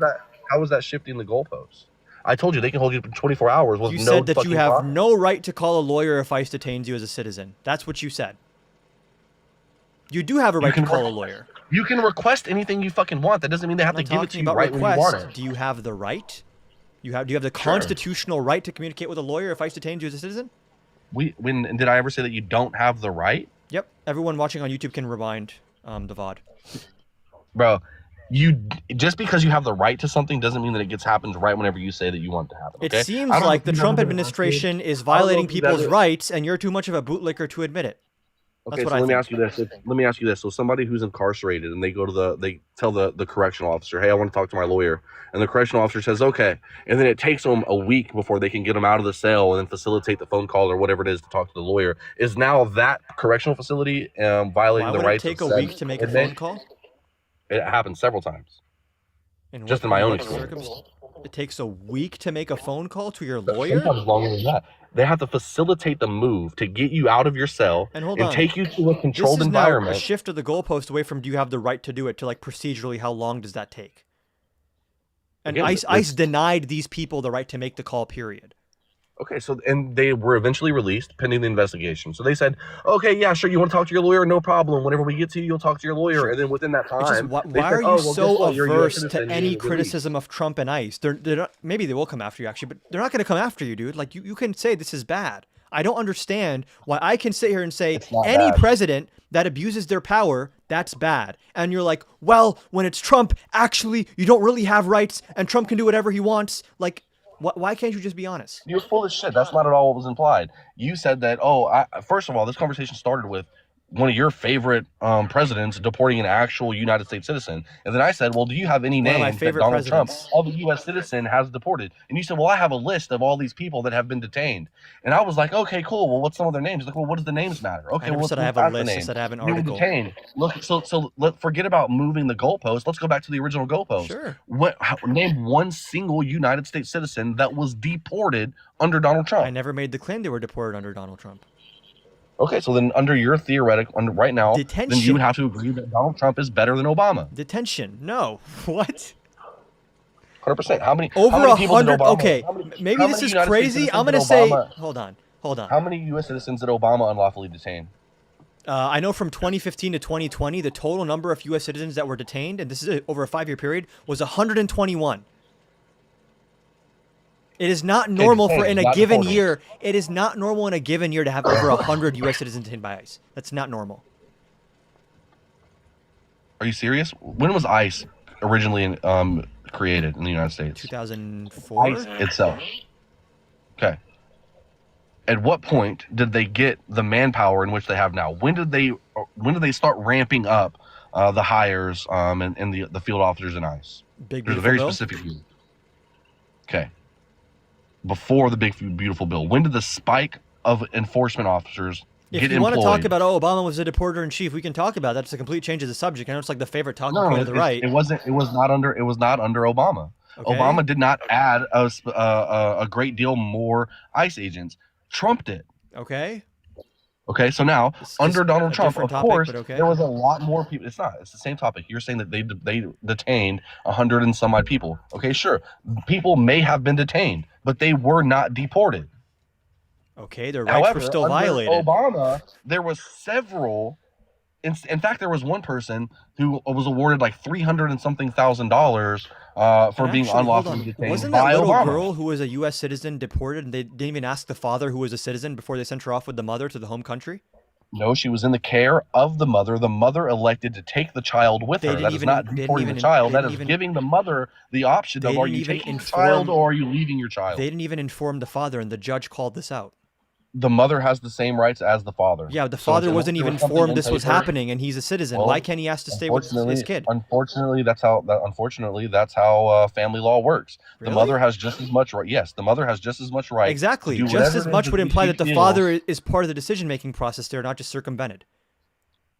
Okay, then if what you're saying is correct, then I should be able to sue my kid's mom who picked my son up out of my house when I was at work one day and took my son to New Mexico. Then I should be able to sue her, right? Because that's or the No, government because for allowing that's it to not happen. the government removing because someone.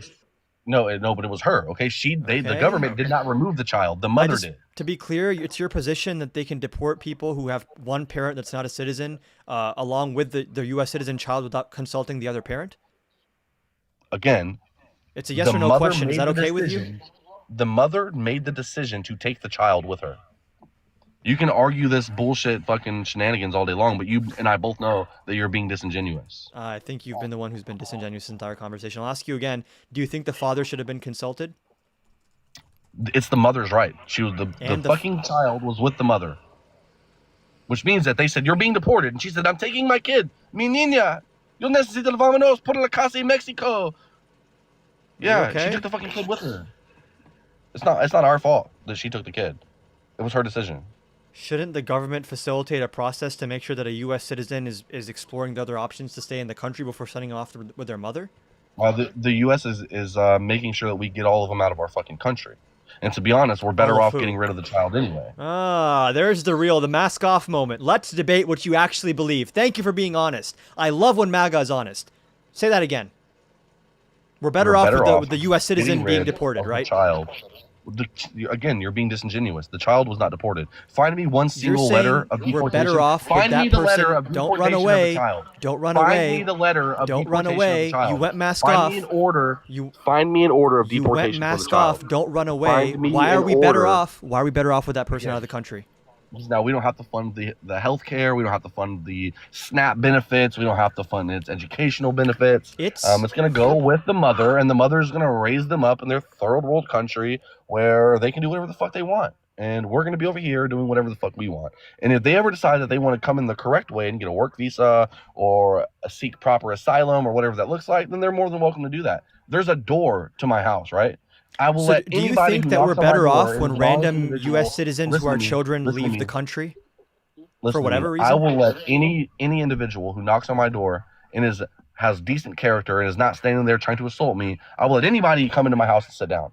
We can have any conversation that you want to. However, if you come in through my fucking window, you better believe that I'm going to push your bitch ass back out and call the police. Okay, every time. we get the if you talking don't get points. shot I in the just- process. So yeah, it's the mother's fault. She came over here illegally. She got knocked up. She got on the border. She said, "Hey, I want to take my kid with me." They said, "Fine, take your child. Have a good day. Bye bye." would you have rather that we separated the child from the mother and then left the child in whatever child protective services or No, foster I would care that rather was the needed in child order to stay with their facilitate- father who was a U.S. citizen that wanted to stay with the child. Really, where was he at?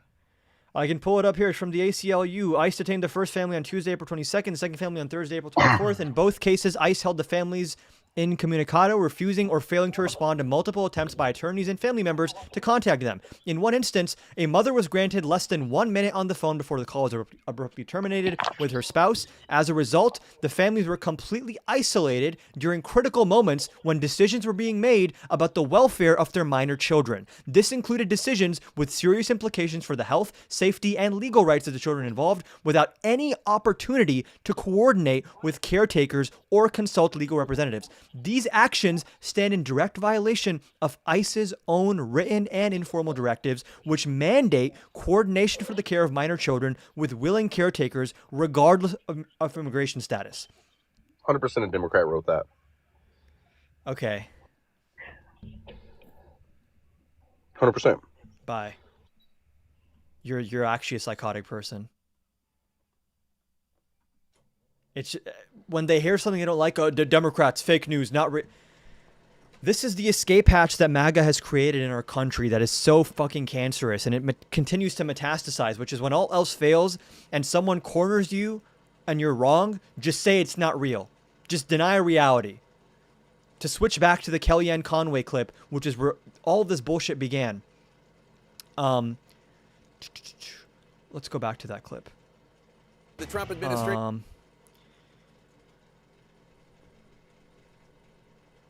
This is when that began. Question. Why? I want to find the specific part.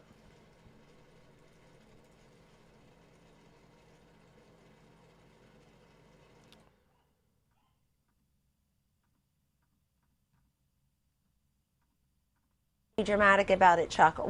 You're saying it's a falsehood, and they're giving Sean Spicer, our press secretary, gave alternative facts to that. But the point remains. This is where it started with the inauguration crowd size thing. He sent out Sean Spicer to lie about that shit, and then they got grilled in the media. Hey, why are you just blatantly lying and saying things that aren't true? This is not a matter of opinion. It's just empirically not true. And then she goes, we have alternative facts, actually. Overly dramatic about it, Chuck. You're saying it's a falsehood, and they're giving Sean Spicer, our press secretary, gave alternative facts to that. But the point remains. Wait a minute. Alternative facts? Alternative facts, 4 of the 5 facts he uttered. The one Chuck, thing he got right was Zeke Miller. 4 of the 5 facts he uttered were just not true. Look, alternative facts are not facts. They're falsehoods. Imagine if the media pushed back against Trump this same way in the modern era. Like, this is Chuck Todd's correct proportional reaction to them lying about a crowd size. Now Trump can speedrun committing every crime in the book. And they'll be like, excuse me, Mr. President, it's me, Mrs. Piggy. Can I ask a question? Like, they have no self-respect. They allow Trump to walk all over them, and they've been gaslit into acting like this is debatable, or there's any, like, ambiguity here as to what's true and what's not true. Yeah, alternative electors. This exact same thing. Oh, when Trump did the fake elector scheme, those were alternative electors. Well, guess what?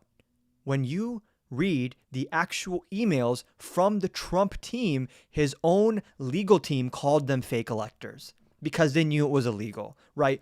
Here's the little trick, the little clue that MAGA needs to know.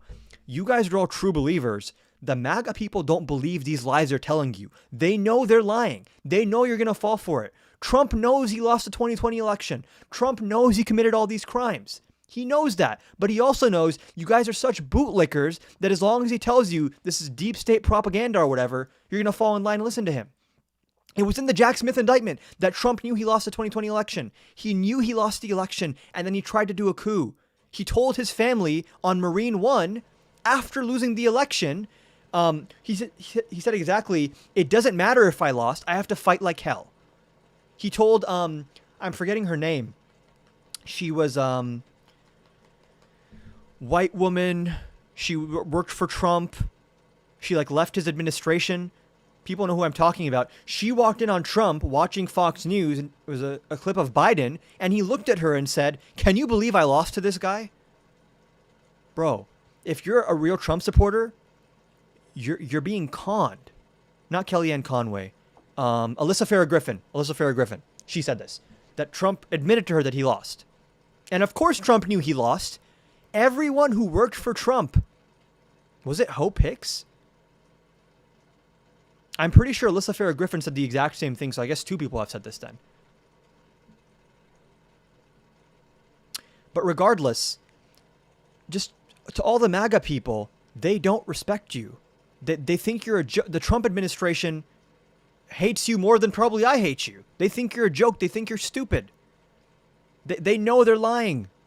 They know they're lying about all this stuff. Which is, by the way, why Jack Smith, evil radical prosecutor Jack Smith, who brought these politicized indictments against Trump, he's been begging to testify on TV. He's like, listen, I'll testify under oath. Ask me anything about my prosecutions, please. I would love the chance to talk about the indictments against Trump on the national stage.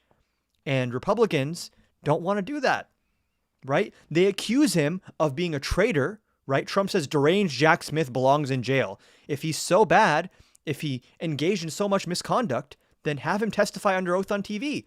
Seems like you don't want to do that, because what's actually going to happen is the congressional Republicans will say, Mr. Smith, it seems you subpoenaed many Republicans' phone records. Isn't that a clear example of political bias?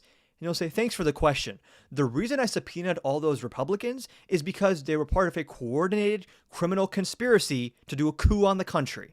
That's why I subpoenaed them, not because they're Republicans. And we have all this evidence. We have emails from Trump's legal team. We have statements from Trump himself behind the scenes. Like, this is what blows my mind about MAGA. Everyone I've debated today is making excuses for Trump that Trump doesn't even believe himself. You guys twist yourself into a pretzel to do all this legwork for Trump, and then Trump just says the quiet part out loud, right? Everyone says Trump is not going to politicize the justice system. He would never do that. Pam Bondi is fully independent. And then Trump just says, hey, Pam, can you please prosecute my political opponents? It's like he doesn't even respect you guys. You guys go out there and you deny all this stuff, and then Trump just says, yeah, I did that. That's true. So what? I'm president. It's pathetic how much you lack self-awareness. Because again, MAGA has this victim complex, like the left looks down on us, academia, the institutions, the radical left, the status quo, the establishment, they hate us. Dude, Trump hates you. Trump thinks you're dumb as fuck. The word that Trump would use for you guys is the same word he used for Tim Walz. Okay? If you gave Trump truth serum and asked him, what do you think of your supporters? Same word he used for Tim Walz is what he would use.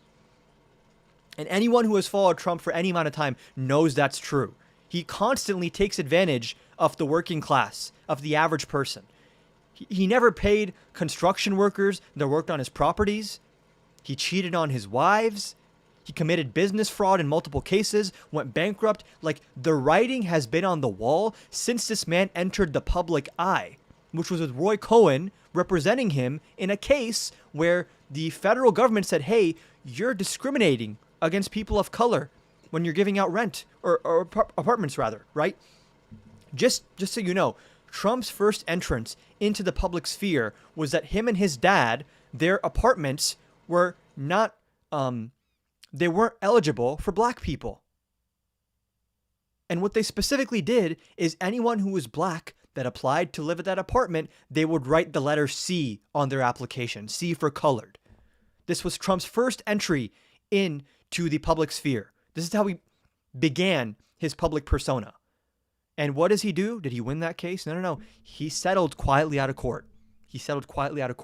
This man's entire track record is that he's a good yapper, sure. He's good at yapping, but he hates law and order. He hates the rules. He hates the working class. Basically, Trump's philosophy is anything that I want, I should get. The word no should never be uttered in my direction. That is his entire governing philosophy. And if that's not a problem for you, then you're un-American. Then you should leave. You should go to CCOP. We should, like, it gets to a point where it's like you say, make America great again. You have the audacity to pretend like you care about America when you support someone who's setting our Constitution on fire. It's pathetic. We have no more guest requests. Maybe we can cover one more news clip, and then I'm going to hop off for the night. Let's see what's going on here.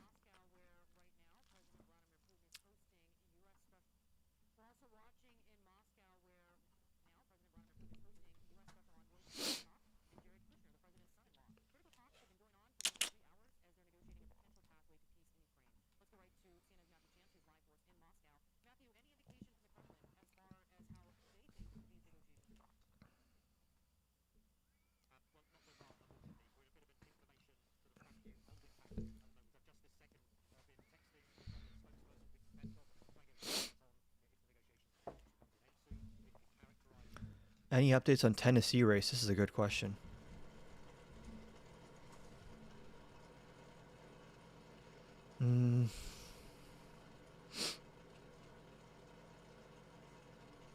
Okay, so Republican won. Matt Van Epps is projected to defeat Afton Ben in special election. The key question here is the margin, right? Because this was plus 22 in 2024 for Trump. And the prediction markets right now is, hold on, this is for who will win. There was one for the margin. Hold on.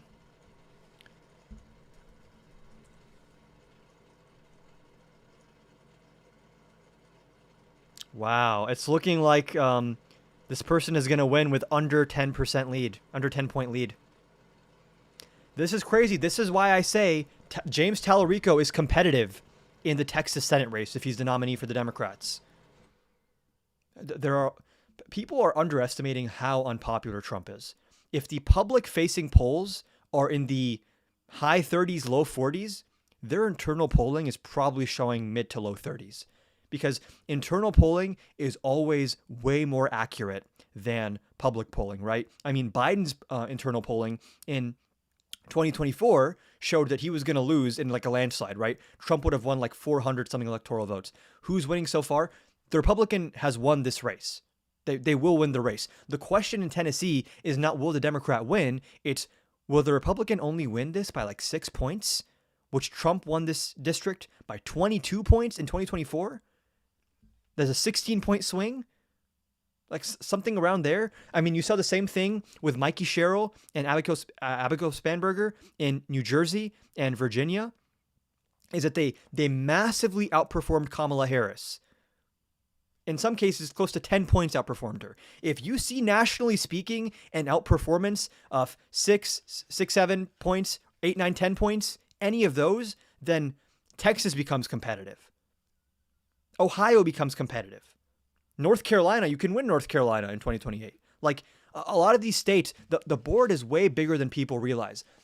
Understand, to win a landslide victory, you need the perfect storm. One is that you have to be not the incumbent, okay? This is my opinion. In the modern era, if you run as the outsider against an extremely unpopular incumbent and you're very charismatic, that's how you win the Obama 08 victory, right? Obama won so big in 08 for two reasons. One is that Bush was hated, and two is that Obama was a genuine political talent. When you combine both of those, you get the situation where Obama wins Iowa and Obama wins Indiana, and he comes close to winning like Missouri, I'm pretty sure, right? So if we're in a similar environment in 2026 and 2028 where Trump and Republicans are absolutely hated, and then you pair that with having actual good candidates like a Mamdani, like a Spanberger, like a Sherrill, like a James Tallarico in Texas, people who are charismatic, that's where you start flipping things. And I think Trump knows that he's cooked. This is why he's trying to interfere with the election. Yeah, there hasn't been an incumbent beatdown since 1984. Like, I actually think in many cases now, incumbency can be a disadvantage. I got so much shit, by the way, for saying that Biden should drop out in 2024, because I was saying that way before it was popular. No, I said it in 2023, that Biden should not run for re-election. And a lot of my, at that time, much smaller audience was like, nah, Chief, you're wrong about this one. You're not loyal. Turns out I was right. Whoever was the incumbent in 2024 was cooked. Regardless, Kamala outperformed Biden, but what people don't talk about is Biden had internal polling, and maybe I can find this, which is like, hold on.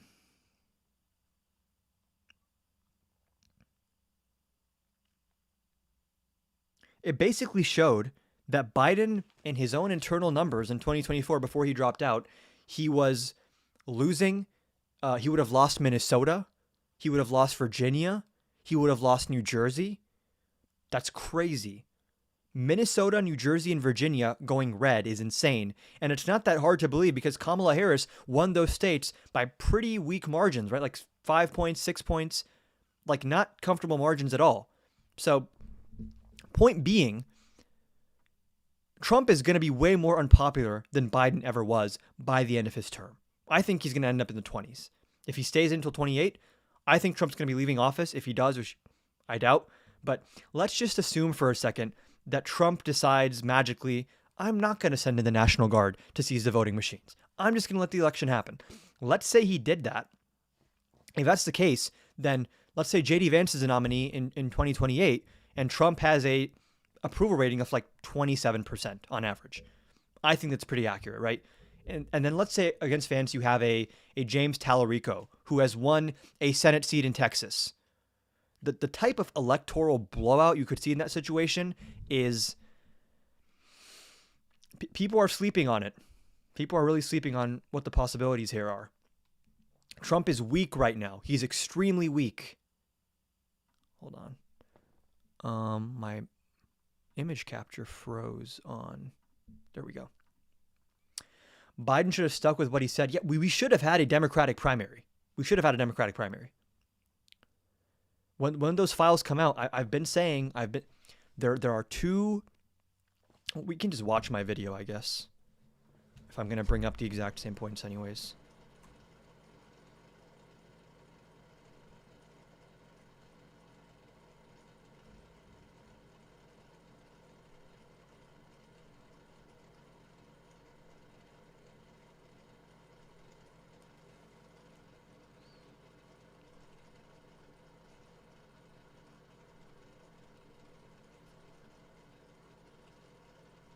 This might be the most unhinged thing Trump has ever tweeted, and that is really saying something. It's becoming pretty clear that he feels like the walls are closing in. The Epstein files, Steve Witkoff teaching the Russians how to manipulate. My screen capture is also frozen on, let's see, settings, apply. Why is my screen capture not working on TikTok? Reset? Oh no. Not reset.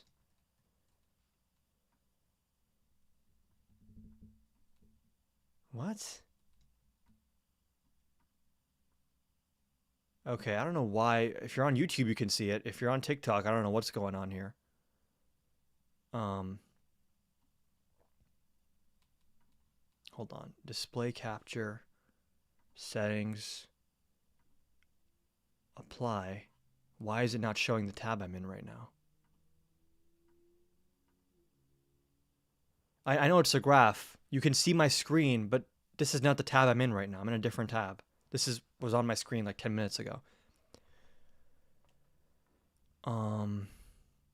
That's so weird. Hold on. Settings.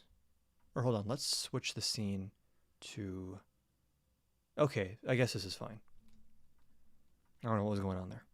This might be the most unhinged thing Trump has ever tweeted, and that is really saying something. It's becoming pretty clear that he feels like the walls are closing in. The Epstein files, Steve Witkoff teaching the Russians how to manipulate him, the economy's in the toilet, his approval ratings are crashing, like the high 30s, and I'm sure his internal numbers are even worse than that. Republicans are on track to get destroyed in the midterms, after getting destroyed in the off-year elections and special elections, and so they're starting to break ranks. Even Marjorie Taylor Greene is jumping ship. When an authoritarian feels backed into a corner, they don't try to make peace, they don't back down and say sorry. They put their foot down on the accelerator. I've been saying this is really key. Now Trump doing all this insane shit, tweeting all this insane shit, is a glimpse into the fact that probably his internal polling is showing really bad numbers. And he's losing support from Republicans. Republicans now are looking for a permission structure to jump off the MAGA train. Because they know it's speeding towards a brick wall. That's what's happening. Because when have we ever known a Republican to care about war crimes? Which, this is a bipartisan issue, although I'll say, at least there are some Democrats who call out war crimes, right? Republicans are extremely hawkish. There's like not one redeeming person in that party, right? When the Republican Party is saying, we're concerned about war crimes near Venezuela carried out by Pete Hegseth, they don't actually give a fuck about the war crimes, by the way.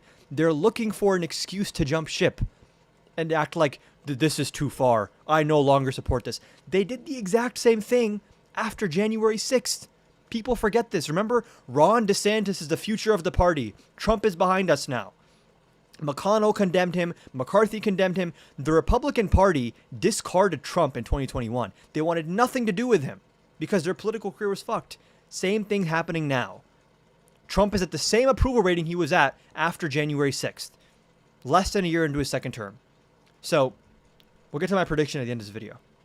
An inflection point that is going to make January 6th look like accelerate. I've been saying for a while now, we're approaching an inflection point that is going to make January 6th look like child's play. He's going to cross a red line that is so bright that there's no way you can put a political spin on it, and there's no way you can defend it without alienating like 80% of the country. And there's going to be two options there. Either Trump does something so crazy that Republicans do the exact same thing they did after January 6th, which for all the revisionist history, don't forget, they called it an insurrection, they blamed Trump for it, and they wanted nothing to do with him, because as much as they knew this is exactly what he's like, as much as they've been loyalists, they still value their own political career above all else. So that's the positive scenario, is that they actually break ranks with him and say, okay buddy, this is too far, we're going to impeach and convict you. The other option is he does something so crazy that they back down. And at that point, we start moving into Civil War territory, unfortunately. So this is not an exaggeration. There are a couple potential outcomes in how this administration ends up. One is that Republicans are willing to impeach and convict him. Enough Republicans are willing to remove him from office that partnering with the Democrats that they impeach him and convict him in the Senate as well. That's one possibility. The other possibility is that Trump wins. That Trump fully authoritarianism wins and like no more elections.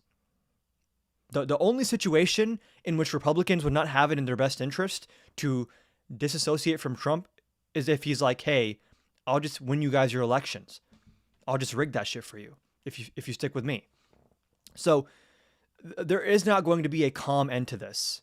I cannot envision, I would bet every dollar I have that we don't just see Trump holding a normal election in 2028 and then JD Vance loses and then he just leaves office. And yes, I believe impeach and remove would work this time because, number one, the Epstein stuff, don't forget about the Epstein stuff, there are a lot of congressional Republicans who behind the scenes think that Trump is a pedophile. Very strongly, right? I covered this article before. Was it from The Nation? Hold on.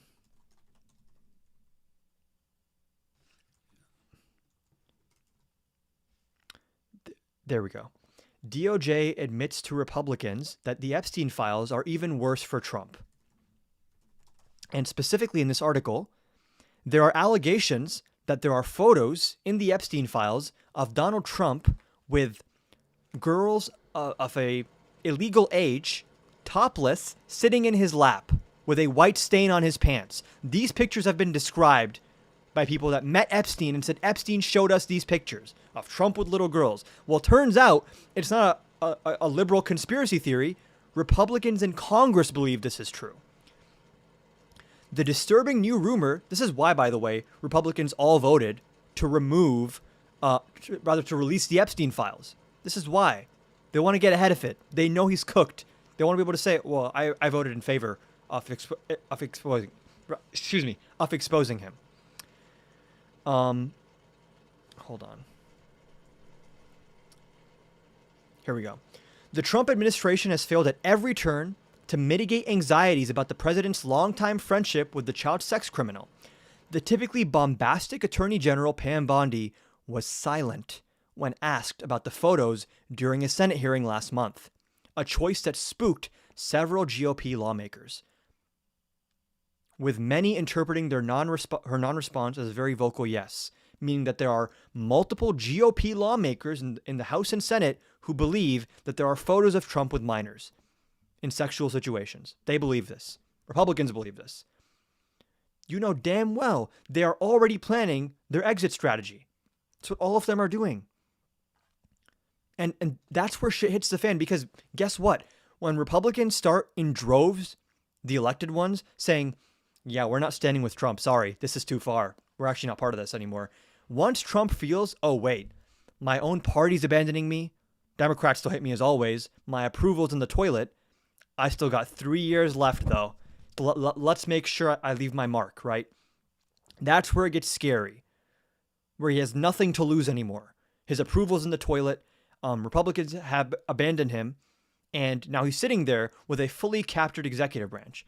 So one possibility is, even if Republicans impeach and convict him, this is a scary thing, which is why we shouldn't have fucking elected this guy. Even if Republicans impeach and convict him, he can just say, You and what army? Who makes me leave? The marshals? They work for Pam Bondi. They work for me. The military? I'm the commander in chief. Who removes him from office if he says no? This is the thing that people miss. The only branch of government that can actually do things is the executive branch. The other two branches are relegated to saying, pretty please. Hey, pretty please, can you follow this court order? How do we enforce it? With the executive branch. So we're asking the enforcers to enforce the law because we, I guess, asked them nicely. Same with Congress. Congress says, here's the appropriations. Spend this much money here, this much money there. The executive could say, nice suggestion. I'm not going to do that, though, which is what Trump has been doing. So even if he's impeached and convicted, we are going to see some kind of very scary situation, unfortunately. I don't think Trump goes quietly into the night. Because last time he panicked and felt like everyone abandoned him, he did January 6th. Remember, after the 2020 election, McConnell was like, yeah, Biden won that. Like, most elected Republicans, barring like Josh Hawley and those people, were like, yeah, Trump lost the election. And that's when Trump was like, okay, Republicans aren't backing me, time to do a coup. So, and that was not planned. That was an impromptu coup at the last minute, or coup attempt rather. Now, these fuckers have had 4 years to be butthurt about it and to plan their comeback. You don't think that Stephen Miller and Russ Vought and the Project 2025 goblins have been planning contingencies for Trump's second term? Don't forget, they drop little nuggets here and there. Don't forget this stuff. Don't forget when Stephen Miller said, we're looking into suspending habeas corpus. That might come in really handy for Trump if everyone abandons him and he's impeached. Because if he suspends habeas corpus, which you can't legally do, but if he does that, and I know now Josh Hawley's like better, allegedly. If Trump just declares, I'm suspending habeas corpus, then he can start arresting anyone for any reason, whether or not they're even charged with a crime or suspected of a crime. So like, just envision this for a second and tell me how unlikely it is. I like doing these thought experiments to scare people because I truly think that even the most liberal, wine mom, pussy hat wearing person, the most anti-Trump person, even these people are underestimating how bad this is. This is not like Hungary or Turkey. This is like Russia, what's happening here. We've surpassed the Turkey and Hungary competitive authoritarian. No. There's no competition here, right? Here's what happens. 2027, Trump is impeached and convicted. He says, I'm not leaving. This is a coup attempt from the radical left. I'm suspending habeas corpus. Any judges, any politicians who say otherwise are subject to detention. I'm declaring a state of emergency. Iran and Antifa, they hacked the voting machines. Republicans actually won, but Iran hacked the voting machines. So we're going to, and this is not speculation. I hate having to reference his executive order all the time, but Afton Ben was projected to lose, I believe, like 30 minutes ago. That was never a question. Again, don't forget this. Remember this. When it's 2026, think back to this live stream. When he does this, he will do this. Especially, the sooner Republicans jump ship, the sooner he does something like this. So just remember this. And I say this as someone who correctly predicted everything Trump was going to do, not to toot my own horn. And by the way, many people predicted it. It wasn't hard to predict. But effective immediately, let's just substitute in the names of who this would now apply to. Okay? This is an executive order draft from the Trump admin. Not from me, not from lamestream media. The Trump administration drafted this in 2021. The only reason it wasn't signed is because his cabinet back then, the Mike Pences, the Bill Barrs, they were like, yeah, bro, we're not doing this. This is fucking insane. This time, this is what it would read. Effective immediately, the Secretary of War, Pete Hegseth, shall seize, collect, retain, and analyze all machines, equipment, electronically stored information, and material records related to voting, voting machines, voting records. They've already been asking, by the way, these states for their voting records and their registries. They're already asking for that stuff. The next step is, hey, give us the voting machines. Those seem rigged to me. Don't worry. We'll tell you guys the real results. Let Tulsi take a look. Okay, within 7 days of commencement of operations, the initial assessment must be provided to the office of the DNI, Tulsi Gabbard. Okay, the Secretary of War, Pete Hegseth, may select by name or by unit federalization of appropriate National Guard support. Wouldn't it be really suspicious if the Secretary of War right now was planning a National Guard force to quell civil disturbance in all 50 states? It's weird to have that on standby while you're asking for voting records. That's just weird. It's almost like they're planning something. Here's the thing. When Trump crosses the bright red line that is, you can't put a spin on it, you can't defend it, it is just a clear line of like, oh, if you defend this, you're an authoritarian and you're anti-democracy. There's no way to pretend like you're pro-democracy and defend this. Once that red line is crossed, and my live is restricted for some reason, I'll appeal it.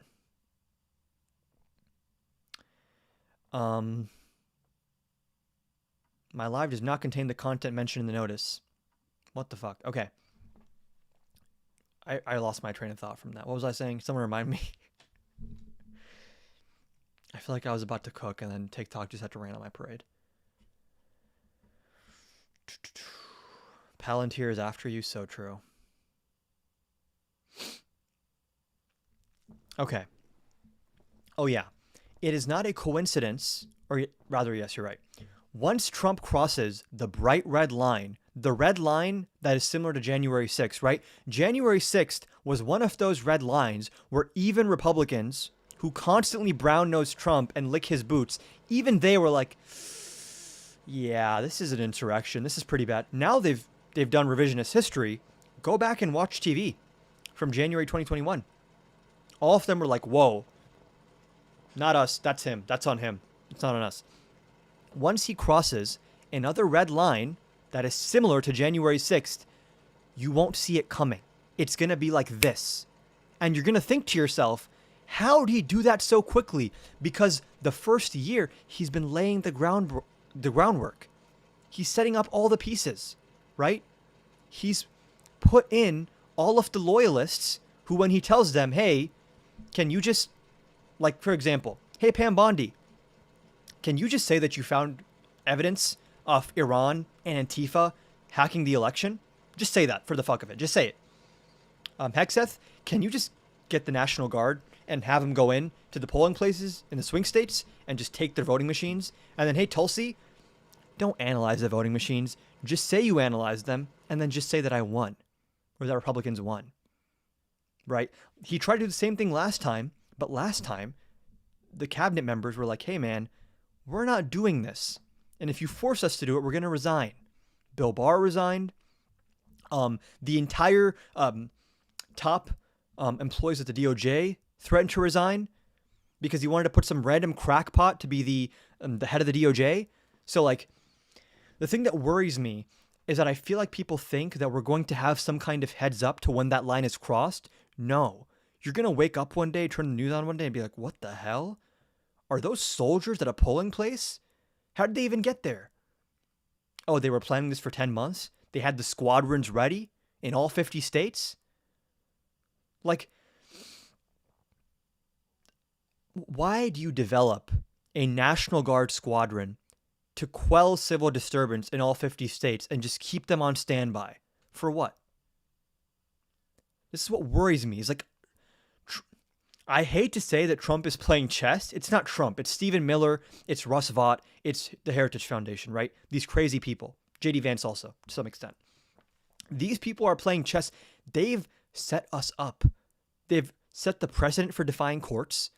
They've stacked the executive branch with loyalists up and down. So, cabinet heads and then all the civil service employees as well.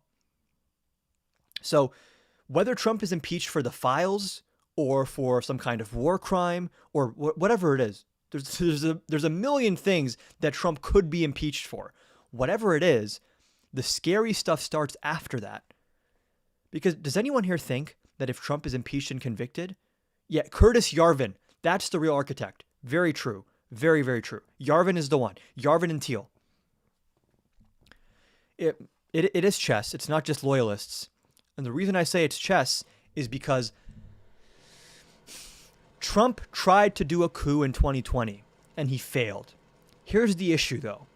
Now, the entire world can see where are all the breakdowns in the attempt. What prevented him from doing the coup, and how do we change that? How do we change that? And they've had 4 years to plan how to change that. Pam Bondi, Pete Hegseth, Kash Patel, he can just lie about election interference, and they'll say that's true, and then he can just change the results. And if you don't like that, you're going to jail. And that might sound crazy to you, but if you can't see where this is heading, then I don't know what to tell you. So, even in the best case scenario where he's impeached and convicted, we are still going to see at some point a rogue executive. And that's where I say that I'm worried about a civil war. Not that one's going to happen. Civil war does not mean that everyone gets up off their couch and goes into the streets. Civil war could mean half of the National Guard in this state thinks this is unlawful order. The other half doesn't. So now factions are forming in the National Guard. Factions are forming in the military based on half of them think, 30% think, I'm going to obey Trump. The rest say, I'm not going to obey Trump. This is illegal. That sounds pretty Civil War-ish to me, right? Even if it's like a cold Civil War where you have lines being drawn, the National Guard is posted up here. Beyond this point, the governor has control. Like, it can get into some really scary territory. And I think it will.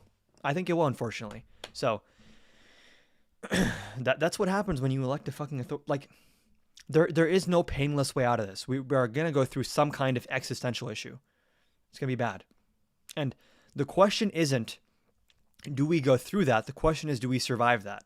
Can we survive a factioning military and like soft secession and votes being altered? Can we actually survive that? Because the DOJ, the DHS, the DNI, these positions mean nothing after Trump. If Trump leaves, they mean nothing anymore. I understand that our institutions are flawed and that there is corruption, but they still did a lot of good stuff, actually. I think it's pretty emblematic of how America should function that Biden's own attorney general investigated him.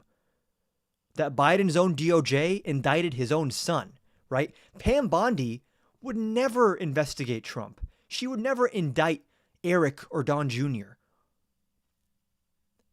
By the appeal not approved. Cool. We're going to end live soon, I guess. The very fact, by the way, that Biden had to pardon Hunter, the reason he had to pardon Hunter, it proves, first of all, that he didn't control the DOJ. Because if Biden just controlled the DOJ, he could have just told them, hey, leave Hunter alone. The fact that he had to pardon Hunter is proof that Biden had an independent DOJ, and that's gone now. That's so gone, right? And that has consequences that are a lot more serious than people realize. But, yeah. This is all I want to say is, like, when that day comes, just hop in my comments and let me know. Because the day is going to come. It's going to come. I promise you. There's going to be a day, an acute moment, right? Maybe multiple, right? But at least one where during Trump's second term, it's going to be a paradigm shift, an inflection point, where it's like, oh, this is a different situation now. Something different is happening here, right? Again, don't forget, even Ben Shapiro said January 6th is the worst. Let's find. I will always, I did this last live as well. I don't care. I don't even care. I'll do it again. Because these people need to be publicly shamed, right? Tarred and feathered, peacefully and patriotically, for being fucking liars to this extent. It was nonsense. Turn state who have justified riots. Hold on.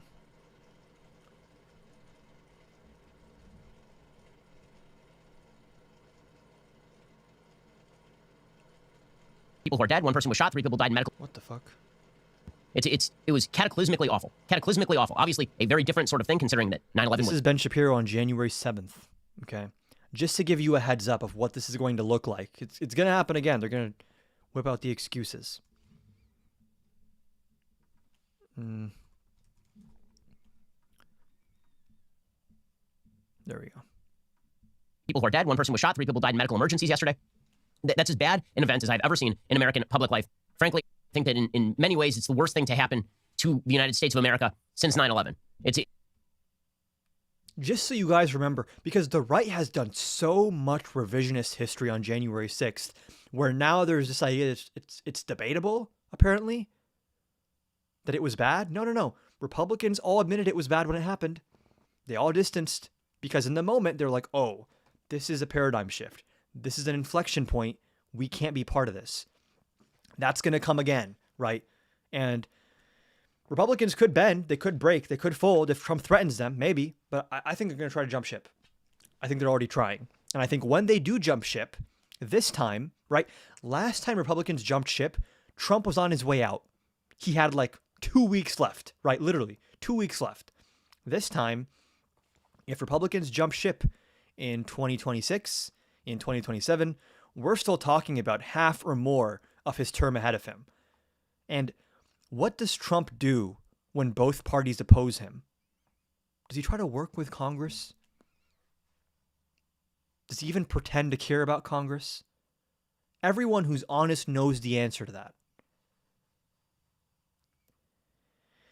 Been saying this too for a while too. So depressing. Have family and friends that have fell for it. Now it's too late. It's thanks for the live, Adam. Yeah, I mean, the way to prepare for this is that you need governors to start prepping to take serious measures peacefully and patriotically. Remember, anytime you talk about us needing to take massive action, your get out of jail free card, so they don't come after you, is just say peacefully and patriotically. Because apparently, Trump said peacefully and patriotically one time on January 6th, and that absolves him of everything that happened after, according to MAGA, right? So now, next time you want to say something negative about Trump, right? If you want to say, let's get rid of Trump, let's get him out of office, Trump deserves to die, peacefully and patriotically. Peacefully and patriotically. That's the little disclaimer you can put in there where MAGA can't touch you anymore, apparently, right? This is like having a clove of garlic for a vampire. Just always couch every statement with peacefully and patriotically. They can't touch you then. And if they do, then they have to admit that Trump is not protected by that. So, another thing I think we should do, start using MAGA excuses against them. Start using them. And then when they say this is bullshit, say, oh, really? Was it bullshit when Trump did it then? It works like a charm, right? Like, I guarantee you, if I got on a MAGA person and I said, we should get rid of Trump peacefully and patriotically, they're going to have an issue with that, right? And to be clear, I don't endorse any kind of lawless action or violence, obviously. The tipping point will be when he defies SCOTUS. Yes, and it's going to be multiple things, right? Because Trump isn't just going to defy SCOTUS. He's going to say, I'm declaring a national emergency. Therefore, I can defy SCOTUS. Therefore, I can suspend habeas corpus. There's going to be a pretext baked into it, which is patently false, right? That's going to be the real test. And there is going to be 15 to 25% of the country that says, okay, that's cool with me. Who cares about the Constitution? So I really think that we are going to hit failed state territory and that we're going to have to rebuild America. Like, it's not outside the realm of possibility that, like, within our lifetimes, we have to, like, do a new constitution and, like, do a new country or, you know, some kind of structural reform, because I don't know where this ends that's not existentially destructive for the U.S. I don't know where this could end. Trump has captured the executive branch. So it's the only other parts of government with power are state governments, right? But in terms of the federal government, it's captured. And never forget this. When a MAGA person tries telling you, oh, but checks and balances are not real unless they exist within the executive branch. And Trump got rid of all those. Just this is, I think, the biggest lesson to come out of this, that our system of government, low-key, was really not prepared for someone like Trump. Like, there are better ways you could have designed the U.S. government to solve for someone like Trump, and that wasn't taken into account, right? The founders assumed that whoever is elected is going to be a good faith actor, right? So there is no precedent, there is no constitutional amendment addressing a bad faith actor in a position of government power. And again, I was taught in school that we have three branches of government. Not really true, okay? Because courts, Congress, all they can do is send the executive branch a piece of paper that says, hey, can you please do this thing? You're supposed to do it. But then who makes the executive branch actually do that? Before, it was the fact that we had independent agencies, right? So if you have 17 different government agencies and even half of them are fully independent, and then a court says this is illegal, there's a much greater chance the executive branch complies with the order, because someone in that chain of command is going to say, okay, I don't want to risk this. We're going to comply, right? There's a diffusion of power within the executive branch. There are checks and balances that exist within the executive branch. Those are all gone now. The inspectors general, the anti-corruption lawyers, an actual functioning DOJ. These people existed, right? They talk about DOJ, waste, fraud, and abuse. The inspectors general found $93 billion of waste in 2023. Did Musk ever come close to that? No. So it's the thing that bothers me about this so much is, like, it's so blatant. It's not hidden. It's obvious to anyone who honestly engages with, like, okay, here's Trump's past action. Here is actually lagging badly right now. I'm hopping off in a bed anyways, so I'm not going to restart the stream for this. Is it lagging for everyone?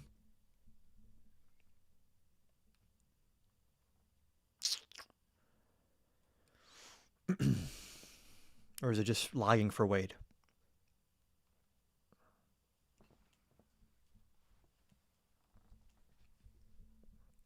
I'm going to assume we're good now. Okay, good to know. Point being, long story short, historians will look back at this and say, how did this even happen? The indictments were in front of their face, which showed that Trump obstructed justice, tried to do a coup. He said what he wanted to do. He literally posted on Truth Social in 2022, hey, we should suspend the Constitution. Like, at least if Trump was like a closeted authoritarian where he tries to hide it and then the mask is off when he gets in there, then I can say, okay, maybe you fell for it. How did you fall for it when he just admits it? He just says it. He said during the 2024 campaign that we need to send the National Guard and maybe the military to polling places to remove the radical left. We're sending in soldiers to remove Democrats from polling places now? He said this before the election. No one covered it. No one talked about it. Instead, we talked about, did Kamala Harris laugh too much at this rally? Our panel discusses for 5 hours. I blame the media, actually. The media also needs to be held accountable, because I saw more outrage about Biden's cognitive decline than anything Trump has ever done. And by the way, I say that as someone with a very, very hot take, which is that I believe that they should have invoked the 25th Amendment and removed Biden. Right? I actually hold all politicians to a high standard. Why? Because Biden's brain was mashed potatoes. If you read the Jake Tapper book, right, the interviews he did there, it is so clear that Biden was not there, right? I'd still vote for him over Trump. I'd vote for Biden's left pinky toe over Trump, right? That's not the question. But his cabinet should have invoked the 25th or asked him to resign. I mean, he should have just resigned ideally, but that was horrible, right? But notice how the media there is applying scrutiny, which fine. Why aren't they applying that same scrutiny to anything that Trump does ever? Like, it's just frustrating that, like, this was so avoidable. It was so avoidable. It's like you're standing in the middle of an intersection and you see down like a mile away. Is that a bus? Is that a bus speeding towards me at 70 miles per hour? Yeah, let me just... Total lag now, actually?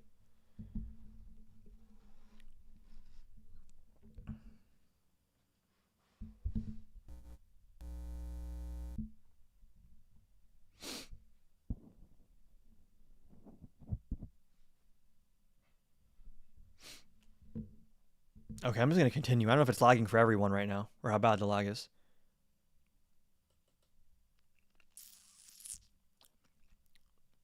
Extreme lag, actually? How? It says my connection is good.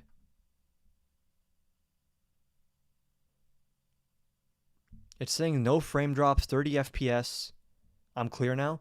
Okay. Point that I'm making is, I'm going to hop off after this. The reason this is so annoying to me on like a visceral, like, this shit bothers me. I'll be taking a shower and I'll just start thinking like, how the fuck did Trump win 2024, bro? The reason it bothers me so much is that it's akin to you standing in the middle of an intersection.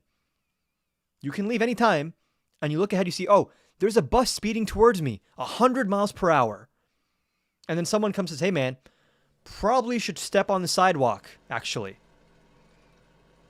And the person's like, no, maybe it's not a bus. Let me keep looking. And the bus is right in front of them. The bus is honking at them. The bus is speeding up 200 miles per hour. And they're just standing there in front of the bus. And then they get run over. And their last thought is like, how did this happen? Where'd the bus come from? That's what's happening here. That's what's so annoying. Is it such a stupid person? He's such a stupid dude. Trump is uniquely stupid. Like, when we say Trump is not qualified to be president, it's not just that. Trump is not qualified to do anything. He is a uniquely stupid person. I don't typically insult people's intelligence. You are hard pressed to find someone who is as stupid as Trump. It's bad. It's so bad. And he won. It's crazy to me. And part of me is like, you know what? Maybe then this is like, you fuck around and you find out, right? The unfortunate part is that 74 million people fucked around, but now 350 million have to find out. Not fair. That's not fair. Is that we all have to pay the price for their stupidity. And by the way, I always say this, I don't hate Trump supporters. I mean, some I do. But like, broadly speaking, the 74 million people that voted for him, I think a lot of them are probably winnable for Democrats. I don't hate them. But at the same time, I don't absolve them of responsibility. I think, you know what? If I can change your mind, I'll try. But you played a role in allowing this to happen. And I understand not everyone who's working a full-time job and like dealing with kids and stuff can pull up the Jack Smith indictment. But I just can't believe that we're even in this position. We have to get to this point. Because now we're on a collision course that we just cannot avoid. There's no avoiding where this is going. What are you watching? I just joined. I'm watching the Ben Shapiro show from January 7th, where he says that January 6th is the worst thing to happen since 9/11. And I'm making the point that Trump is again going to cross another red line, similar to January 6th. Republicans are going to try to jump ship. This time, when they jump ship, Trump's going to go insane in a really bad way, in a really destructive way. That when I say that by 2027, it's not inconceivable to me that peaceful protesters are like shot in the head, that U.S. politicians who are Democrats are just arrested with no charges. Am I saying it's the most likely thing? No, I'm not. But 15% chance, 20% chance, is that so crazy? 15. Would you take those odds on a flight? If you board this flight, 10% chance that you crash. Would you board that flight? No one boards that flight. There's a 10% chance of crashing.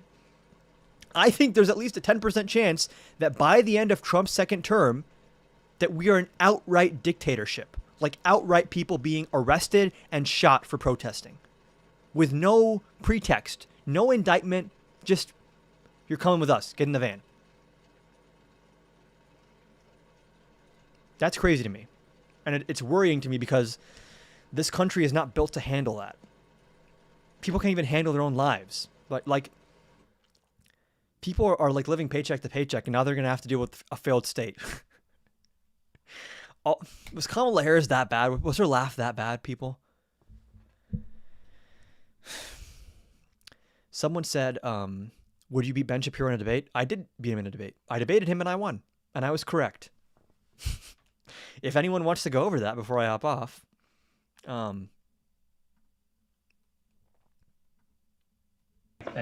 man, nice to meet you. Hey, good to meet you. Everything I said here happened. And again, this debate took place in October of 2024. In October of 2024. Let's see how Shapiro's arguments hold up to scrutiny now. Harvard law graduate with honors, Ben Shapiro, who should know way more about law than me. Right? All I have is an econ degree. This man went to law school. He practiced law. He's been doing this for years. What does he have to say? You guys were talking about civil service protections and the idea of like a fourth branch of government. Yes. So I want to lay out a case for you and why I think that Schedule F, which is what Trump implemented towards the end of his first term, could be used to, what you were saying, erode our institutions in this country. So at the end of Trump's first term, after he lost the election, he was putting a lot of pressure on his Attorney General, Bill Barr, to claim the election was fraudulent, even though Bill Barr said that's not the case. I'm not going to do that. Bill Barr ends up resigning, then he replaces him with an acting Attorney General, Jeff Rosen. Jeff Rosen also refuses to do that. And then he finds this guy named Jeffrey Clark in the Department of Justice, who basically says, if you make me the Attorney General, I'll send a letter to swing states falsely claiming fraud and sort of pressure them to send electors for you instead. The only reason Trump wasn't able to pull that off is because we had senior DOJ officials threaten to resign en masse. If Trump can replace those types of senior DOJ officials in a second term and circumvent Senate confirmation processes by... Let's just pause there. I bring up the point that Trump tried to do a coup in 2020. It didn't work because the people in the DOJ weren't Trump loyalists. This time, if he gets rid of Schedule F, they will be loyalists. Let's fact check me now. Did Trump bring back Schedule F? He did bring back Schedule F, yes. Did Trump use acting appointments to circumvent Senate confirmation? Yes. Lindsey Halligan, Alina Habba, these people who are acting U.S. attorneys, they were never confirmed by the Senate. They're just acting appointments. Trump just says, hey, you are now the U.S. attorney for the Eastern District of Virginia. Senate can vote on it later. Who cares? Right? So far, exactly what I said has happened. To a T. acting appointments, then that gives him a lot of free reign he shouldn't have without the check of Senate confirmation, for example, which is a check on the executive branch. And just one more thing. When we talk about things like OSHA, correct me if I'm wrong, but did that end up going through or no? I know, because we sued them. Right, so it was unconstitutional, right? It was not unconstitutional, Sure. yes. So the issue here is, there's an interview J.D. Vance did, I think in 2018 or 2019 when he was a senator, and he basically said, if I was giving Donald Trump one piece of advice, I would tell him to fire every single civil servant in the administrative state, and then I would tell him if the Supreme Court stops him, that he should defy the Supreme Court. So that is the vice presidential nominee of a major political party explicitly saying that he wants to create a constitutional crisis where the president of the United States has unilateral control over the executive branch, which is what enforces it. Oh, J.D. Vance saying that he wants Trump to defy court orders? I wonder if this administration has defied any court orders. I wonder.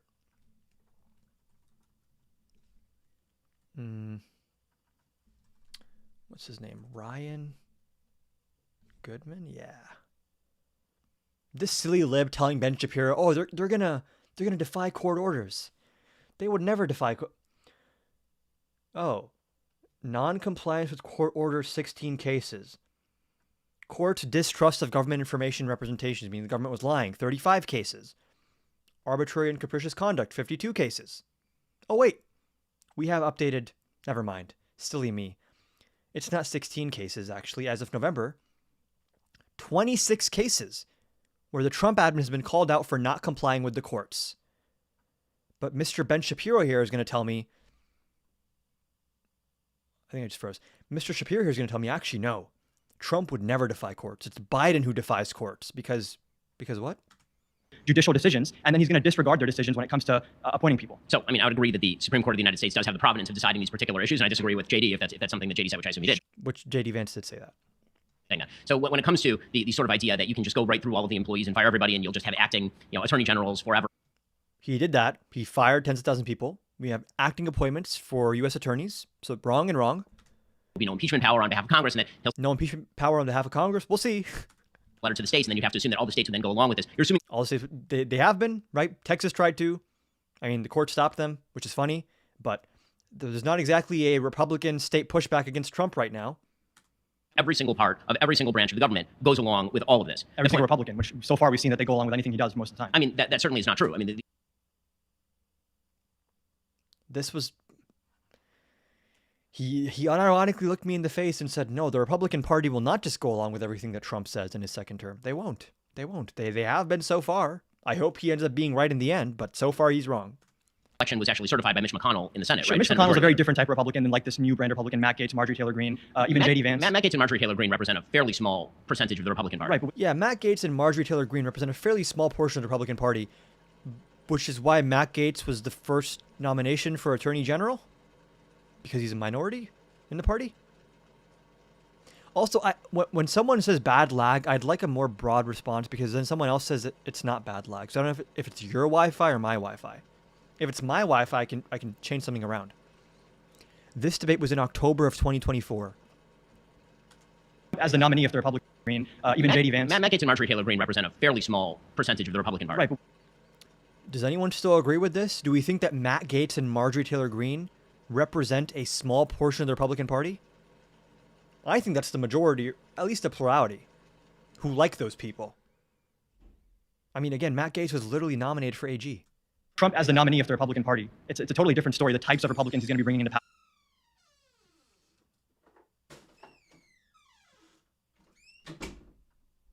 And you also talked earlier about the... I mean, can I ask you a Sure, question? So, if you don't believe that the President of the United States has the summary ability to fire the employees who are existing within the executive branch, who does get to fire those people? And what is a fireable offense? And why should it be, let's say Donald Trump comes in, let's say he does all of this, he puts in a bunch of his own employees. Should the next Democratic president have no ability to get rid of those people? So I actually agree with the argument that we have a lot of inefficiency in our executive branch and we need a better method to remove inefficient bureaucrats and people that aren't working in accordance with what the institutions are supposed to do. But I think there needs to be safeguards in place so that the president isn't making those types of appointments on the basis of his own personal interest. Because if the president has pardoning power and he has now presidential immunity and he has the ability to pick and choose who's in the executive branch and he has the ability to disregard Supreme Court decisions, at that point you can call it a democracy, but effectively it's authoritarianism. So it's like the Viktor Orban model, which I saw your interview with him and he randomly started praising Viktor Orban. I don't want to see that kind of leadership in the United States. So, I mean, listen, I would actually very much agree with the idea of paring dramatically back the powers of the executive branch, and Congress Which is why he voted for Trump.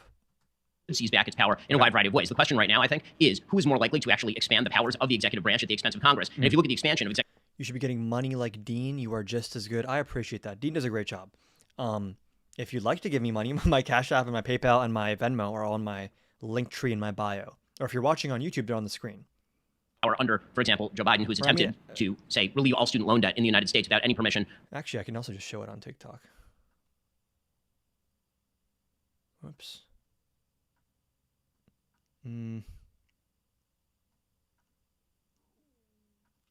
Let's center this, I think. Hold on.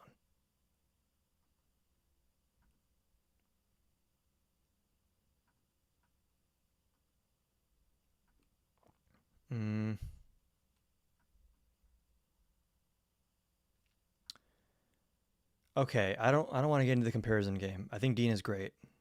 Everyone has different styles of doing stuff. Dean's awesome. Court, and then when the Supreme Court actually said you're not allowed to do that, he said I found a way to go around that and try to do that again. There's a clever. I would say that, let's put it this way. I think that Joe Biden and Kamala Harris are much cleverer about the ways they expand executive power than Donald Trump, who's a blunderbuss when it comes to his attempts to So expand when you executive talk power. about the student loan This is another argument that MAGA makes all the time, where they're like, yeah, Trump does all this stuff, but Democrats do it too. They're just more low-key about it, and Trump's more honest about it. Go down slightly, like me? My chair's at the lowest setting.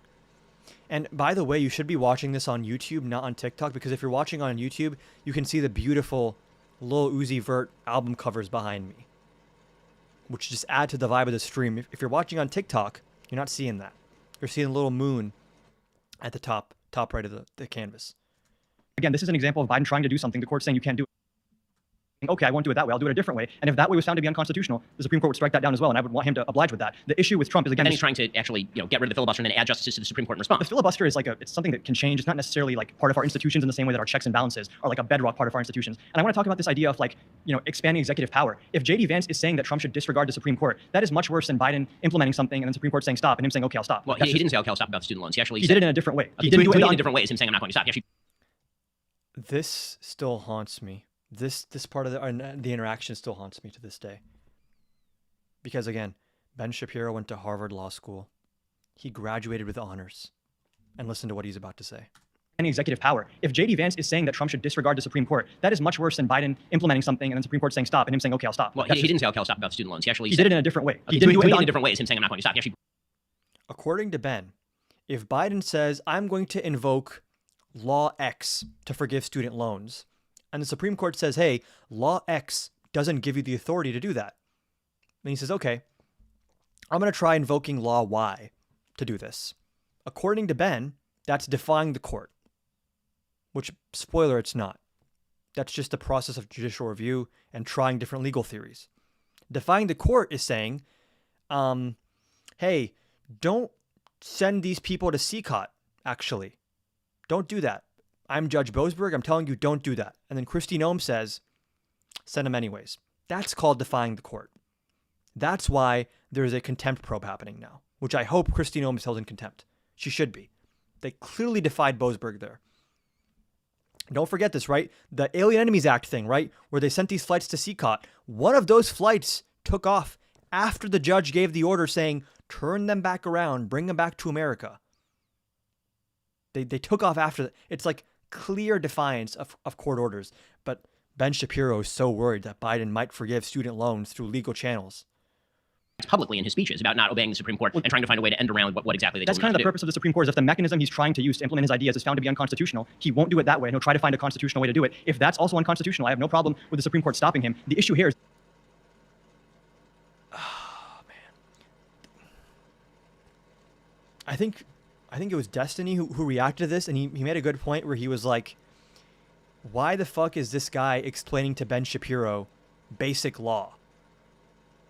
I was way too good faith in this debate. I'm like unironically explaining to him how the law works when he knows. He's just a fucking liar. He won't do it that way, and he'll try to find a constitutional way to do it. If that's also unconstitutional, I have no problem with the Supreme Court stopping him. The issue here is that Biden actually listens to Supreme Court decisions. J.D. Vance has explicitly said defy problem with the Supreme Court stopping him. The issue here is that Biden actually listens to Supreme Court decisions. J.D. Vance has explicitly said defy the Supreme Court, stand in front of the country like Andrew Jackson and say, the Supreme Court has made a verdict, now let them enforce it. So, I mean, that's more explicit than...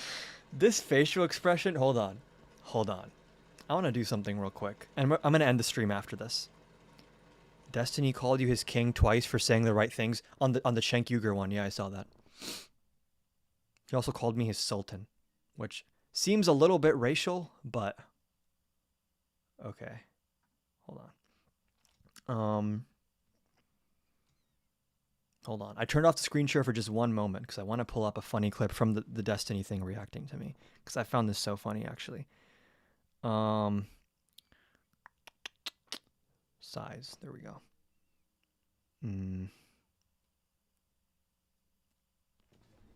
There it is.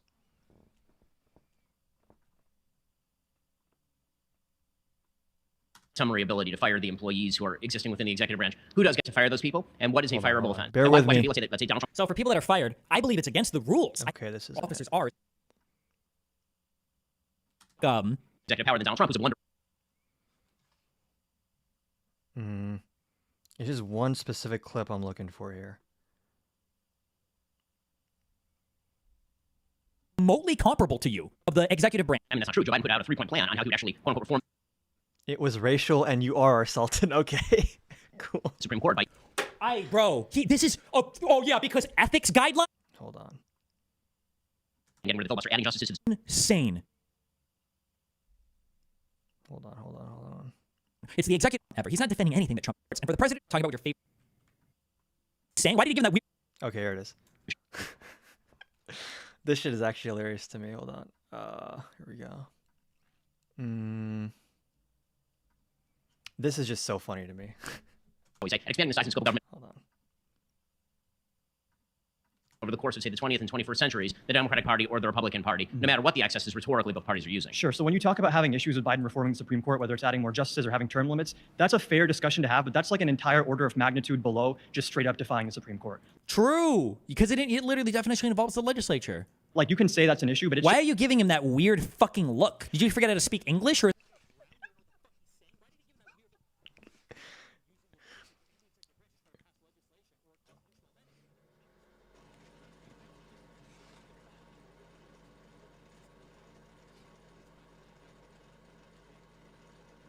I will say Destiny's personal conduct seems very suspect to me, which is why I've avoided working with him when I've had opportunities to. And I think he's very wrong on the fact that there is a genocide in Gaza. I don't think he believes that. But when it comes to just being mad at MAGA, he has the right energy. Not many people have this energy. This is how triggered you should be by MAGA. This is the proportional response. Hold on. Okay, that was all I wanted to show. I'm going to end the live for today. I appreciate everyone for watching. If you enjoyed the live again, subscribe on YouTube. The link tree is in my bio on TikTok. Go to the link tree in my bio. You can subscribe on YouTube, follow on Twitter, follow on Instagram. If you want to support what I do after TikTok demonetized me for nothing, they demonetized me for nothing. If you would like to support me through that, my Cash App and my PayPal and my Venmo are in the link tree in my bio as well. I do have a Discord also. I always forget to plug the Discord. The Discord is also in the link tree in my bio. Join the Discord, follow me on everything, send me all of your hard-earned money or else. How can I become politically literate like you? I really want to be knowledgeable like you.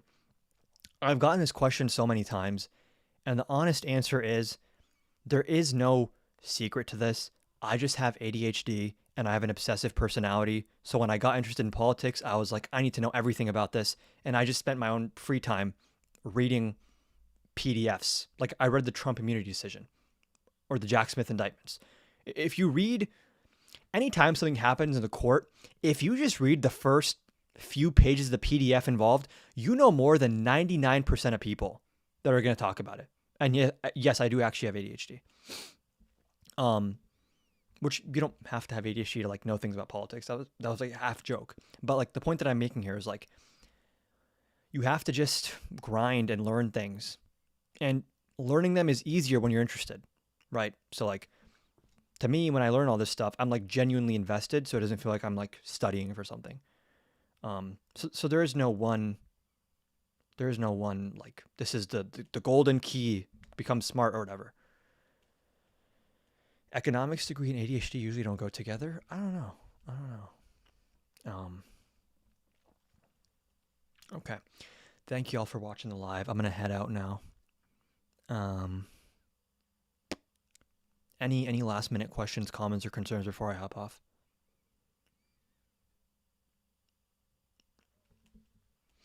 Sociology. If not, if there's no questions, comments, concerns, I'm going to hop off for today. Debate advice. There are different goals for different debates. Are you trying to convince the other person? Are you trying to convince the audience? Are you trying to be empathetic? Are you trying to be brutal? There's no one way to do a debate correctly. 5 people could do 5 different debate styles and all win, but like with a different goal. Next live when? Tomorrow. I'll be live tomorrow. Yeah. Tune in tomorrow. Follow if you're not already following. All 99 people here better be following me. And then, yeah, join the Discord. Follow me on Instagram and Twitter. Subscribe on YouTube. Follow on TikTok if you're not already. I already said that. And then if that's all for tonight, thank you so much for all the info. Thank you for watching. Okay, if that's it, I'm gonna call it a night. We'll give it one more minute. I'll end at 10:45, so we're on the dot. Winning the audience to come to your side, debate advice. You have to, I mean, even there it depends, right? Like, either you can make the other person look bad or you can make their argument look bad. And there are different, like, a lot of times when I'm debating MAGA, I don't even want to prove them wrong factually. I just want to prove that they're bad faith actors and liars and not serious people who should be listened to. I don't, what's the word? I don't give them the respect of engaging sometimes with their argument when their argument's coming from a place of deceit or malice. So sometimes, especially with MAGA, you have to show the audience, hey, notice how this guy keeps lying? Have you noticed that? Like, do a fourth wall break in the debate and say, everyone, this guy's lying. Rewind. He lied here. He lied about this. Like, that's the way actually to debate a lot of MAGA people, is expose their oftentimes cognitive dissonance, racism, toxic personality traits. Would you run for office or governor? I feel like it's presumptuous to be sitting here with like 60K subs. DeMarcus, thank you so much for the $10. You're awesome, Adam. Definitely one of my favorites. Keep up the good work. Thank you again, DeMarcus, for the $10 on Venmo. You expect too much of the audience? I don't think so. I think the American people don't like what's happening. I think that's why Trump's approval is crashing. I think they were just really mad about inflation. And a lot of people who voted for Trump last time were just not paying too much attention. They were like, prices are high, let's get the other guy in. Which is dumb. Not the smartest way to vote, but I understand if you're working like paycheck to paycheck, you can't exactly pause your life to learn about all these scandals. Which is why I made TikToks where I tried to explain them in like 90 seconds. Now you have to stay till 10:50.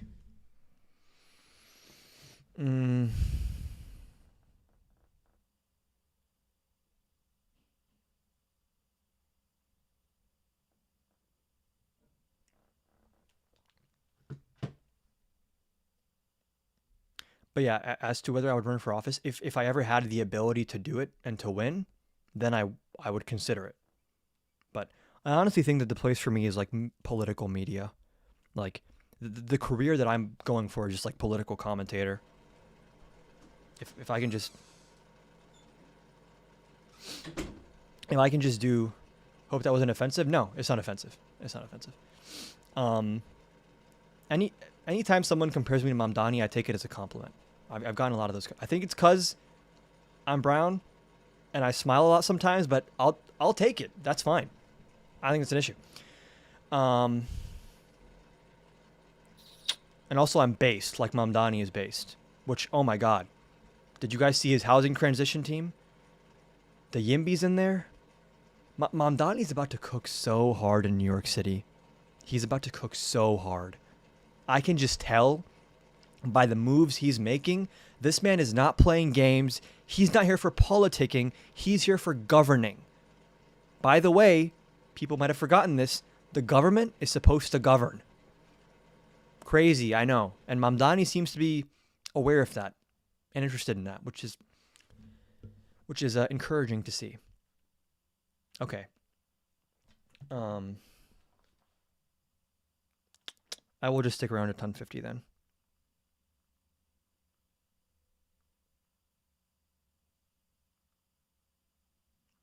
And I'll start my car in the meantime.